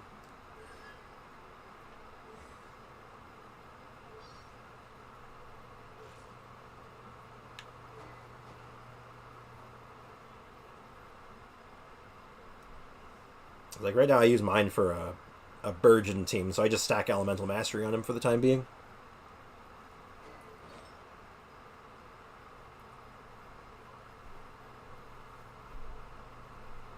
But I like Toma though. I enjoy his playstyle. I just I find that anytime I want to use Toma, there's usually someone else I want to use instead.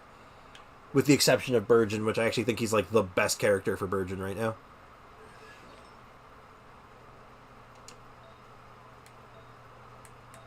Like, you just stack... I got some energy recharge to help him with that, and then you got some... This is actually not the artifact I usually have on him. He actually normally uses this. So you just literally stack EM, more EM, and some energy recharge to get him off the ground, and you're good to go. Look at that. Oops. Where'd you go, Thomas? Look at that. Look at that EM. It's beautiful. I like to try Burgeon. Well said. Burgeon's good. It's a good team. It's fun to play. Are you going to be doing it with like Ayato or Barbara, Kokomi? Who's your Hydro?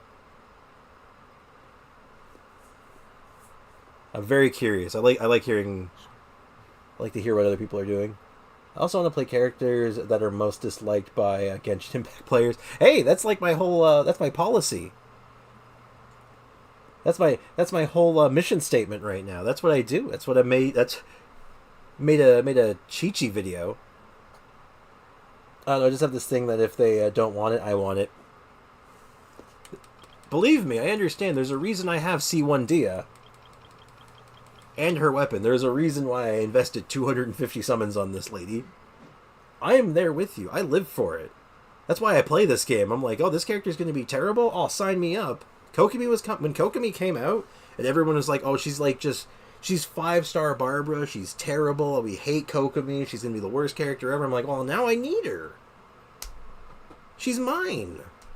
You're all fools. It turns out she was one of the best characters in the game, and people were just wrong, but still. And Shincho? Yeah, Shincho's a good pick for it. You know, man applies like a million swords of Hydro. Good old Shinjo. Can't go wrong.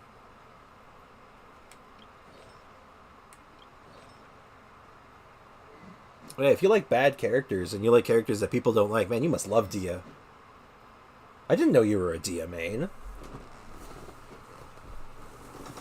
So like your team comp's like what? You got like Toma, Dia, Kokomi, and I don't know who else is underrated. Albedo.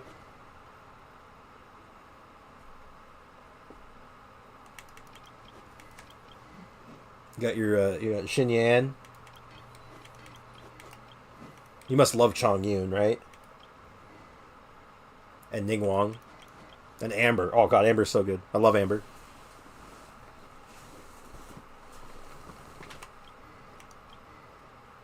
Barbara's the best, of course. Can't go wrong with Barbara. Kale. Razor. Beto's not as underrated as she used to be, but man, she used to be underrated. Dory. Oh god, Dory's so good. Oh yeah, Sayu. Can't forget about Sayu. You want to talk about underrated? Look at this one. Just look at her. Yeah, I mentioned Kokomi. Some of the Travelers. My girl Chi-Chi, of course. Beto is too strong for me. Beto is so strong, but I don't think... There was a long time before people actually caught on how good she was. I don't have Sayu, unfortunately. Maybe one day. Maybe one day. If anything, even if you never play Sayu, like, seriously in a team... Oh, you'd love Sayu just for getting around. Just moving around is so fun with her. Traveler is level 80. Yeah, mine is 80 out of 90 right now. And, you know, I actually keep them built right now. I try to build all of my Travelers. Like, every element has at least some points into it. With the exception of really Anemo, as I didn't really play Anemo. But I did play a lot of Geo. I played a lot of Electro, and then now there's Dendro, which is really good. I've seen somewhere, Traveler is bad, then suddenly level 9 to 80. Yep, that's how it goes. That's how I was with it. Now, that being said, I think that Electro Traveler is kind of weird. He's okay. Better than people say, but he's definitely not great. Geo Traveler is actually really good. Geo Traveler is criminally underrated.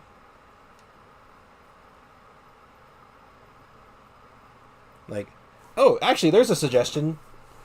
There's a good suggestion for you if you have the free slot for it, for that mono Geo team. Geo Traveler is a really good option for it. Because he gives a crit rate buff. It's actually really good.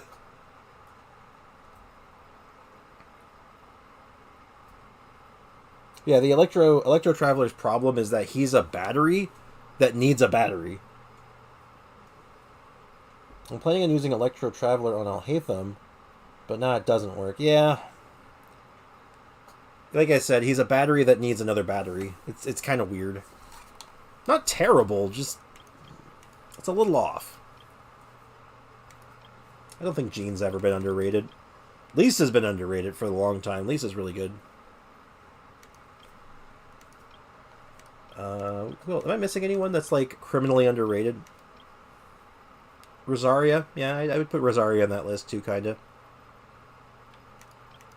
Noelle. People do not accept the strength of, well, hey, I also use Lisa. Hey, don't worry, me too. I don't know if you noticed. My Lisa's level 90.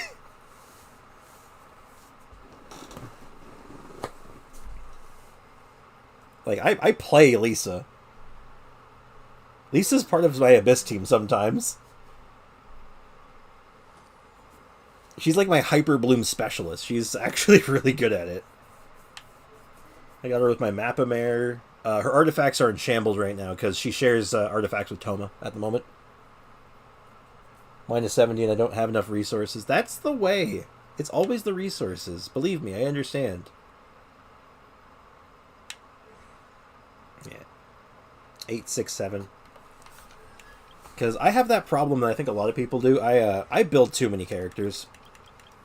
Like, if I just thumb through this real quick, like, Raiden's got 2 crowns in her. Albedo's decently built. Same with Goro. Noel's triple crowned.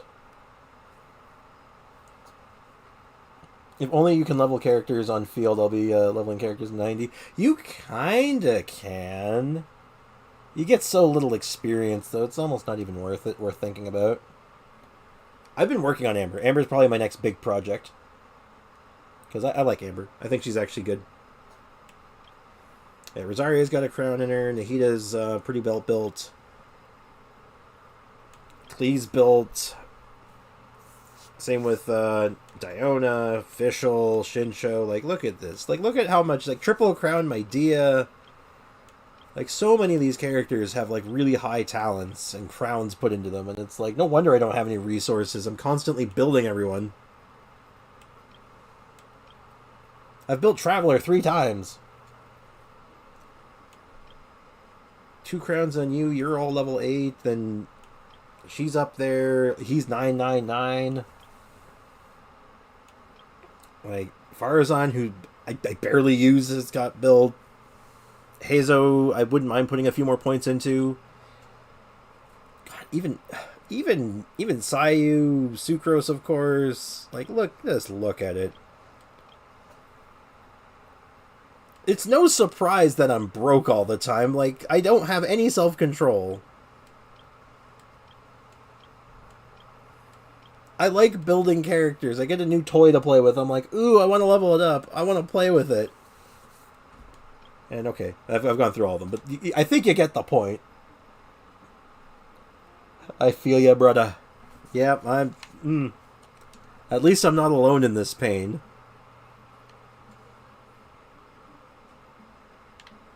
Like,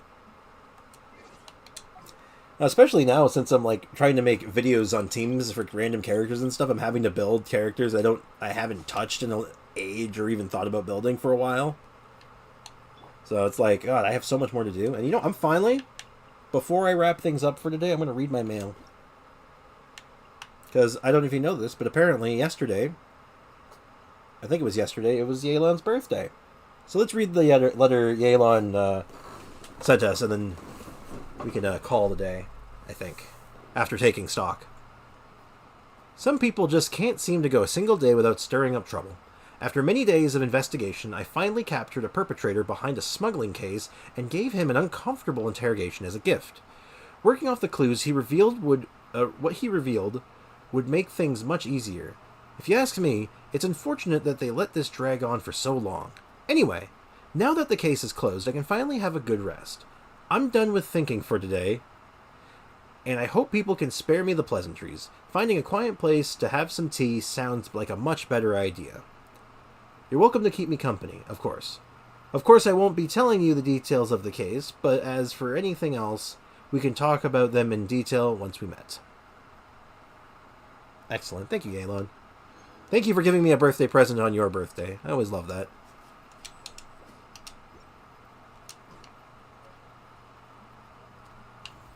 Yeah, so thankfully my Heizo is already relatively well built. Most of this project is going to be, you know, upgrading a few artifacts that I can and planning out teams that he can really work in. So mostly I'm building supports for him. And I'm also going to try to get him ascended, which... Oh god, I was supposed to get beetles today and I didn't do it. Ugh. This right here. If you've never had to farm these before, this one, the Oni Kabuto, I don't know if you've ever had to farm these before, but if you haven't, be thankful. These things suck. Because they hide in trees, and they're also spread so far all over the map. Now, the moving ones are annoying, too. I think it's just a theme so far in this game that farming beetles suck. Doesn't matter what flavor they are. Yeah, the dung beetles, right? The ones in the desert. Yeah, they suck, too. Well, these are the Inazuman ones. The purple ones that hang out on trees, mostly. I don't like farming them. And I need 60 of them. I need 60. Well, at least I don't really need them until, like, the end of next week, but I think I know what I'm going to be doing this weekend. Welcome to my plans for the weekend. I'm not going to be going out to parties or hanging out with friends or being a productive member of society. No, I'm farming beetles.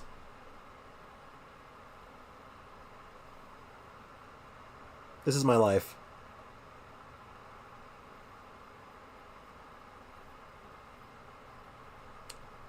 Well, with that, I think I'm about ready to wrap things up for the day.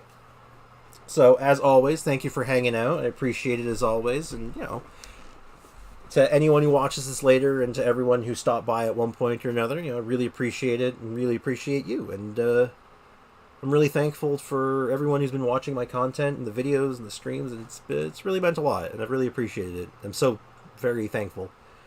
And also, thanks for helping out with the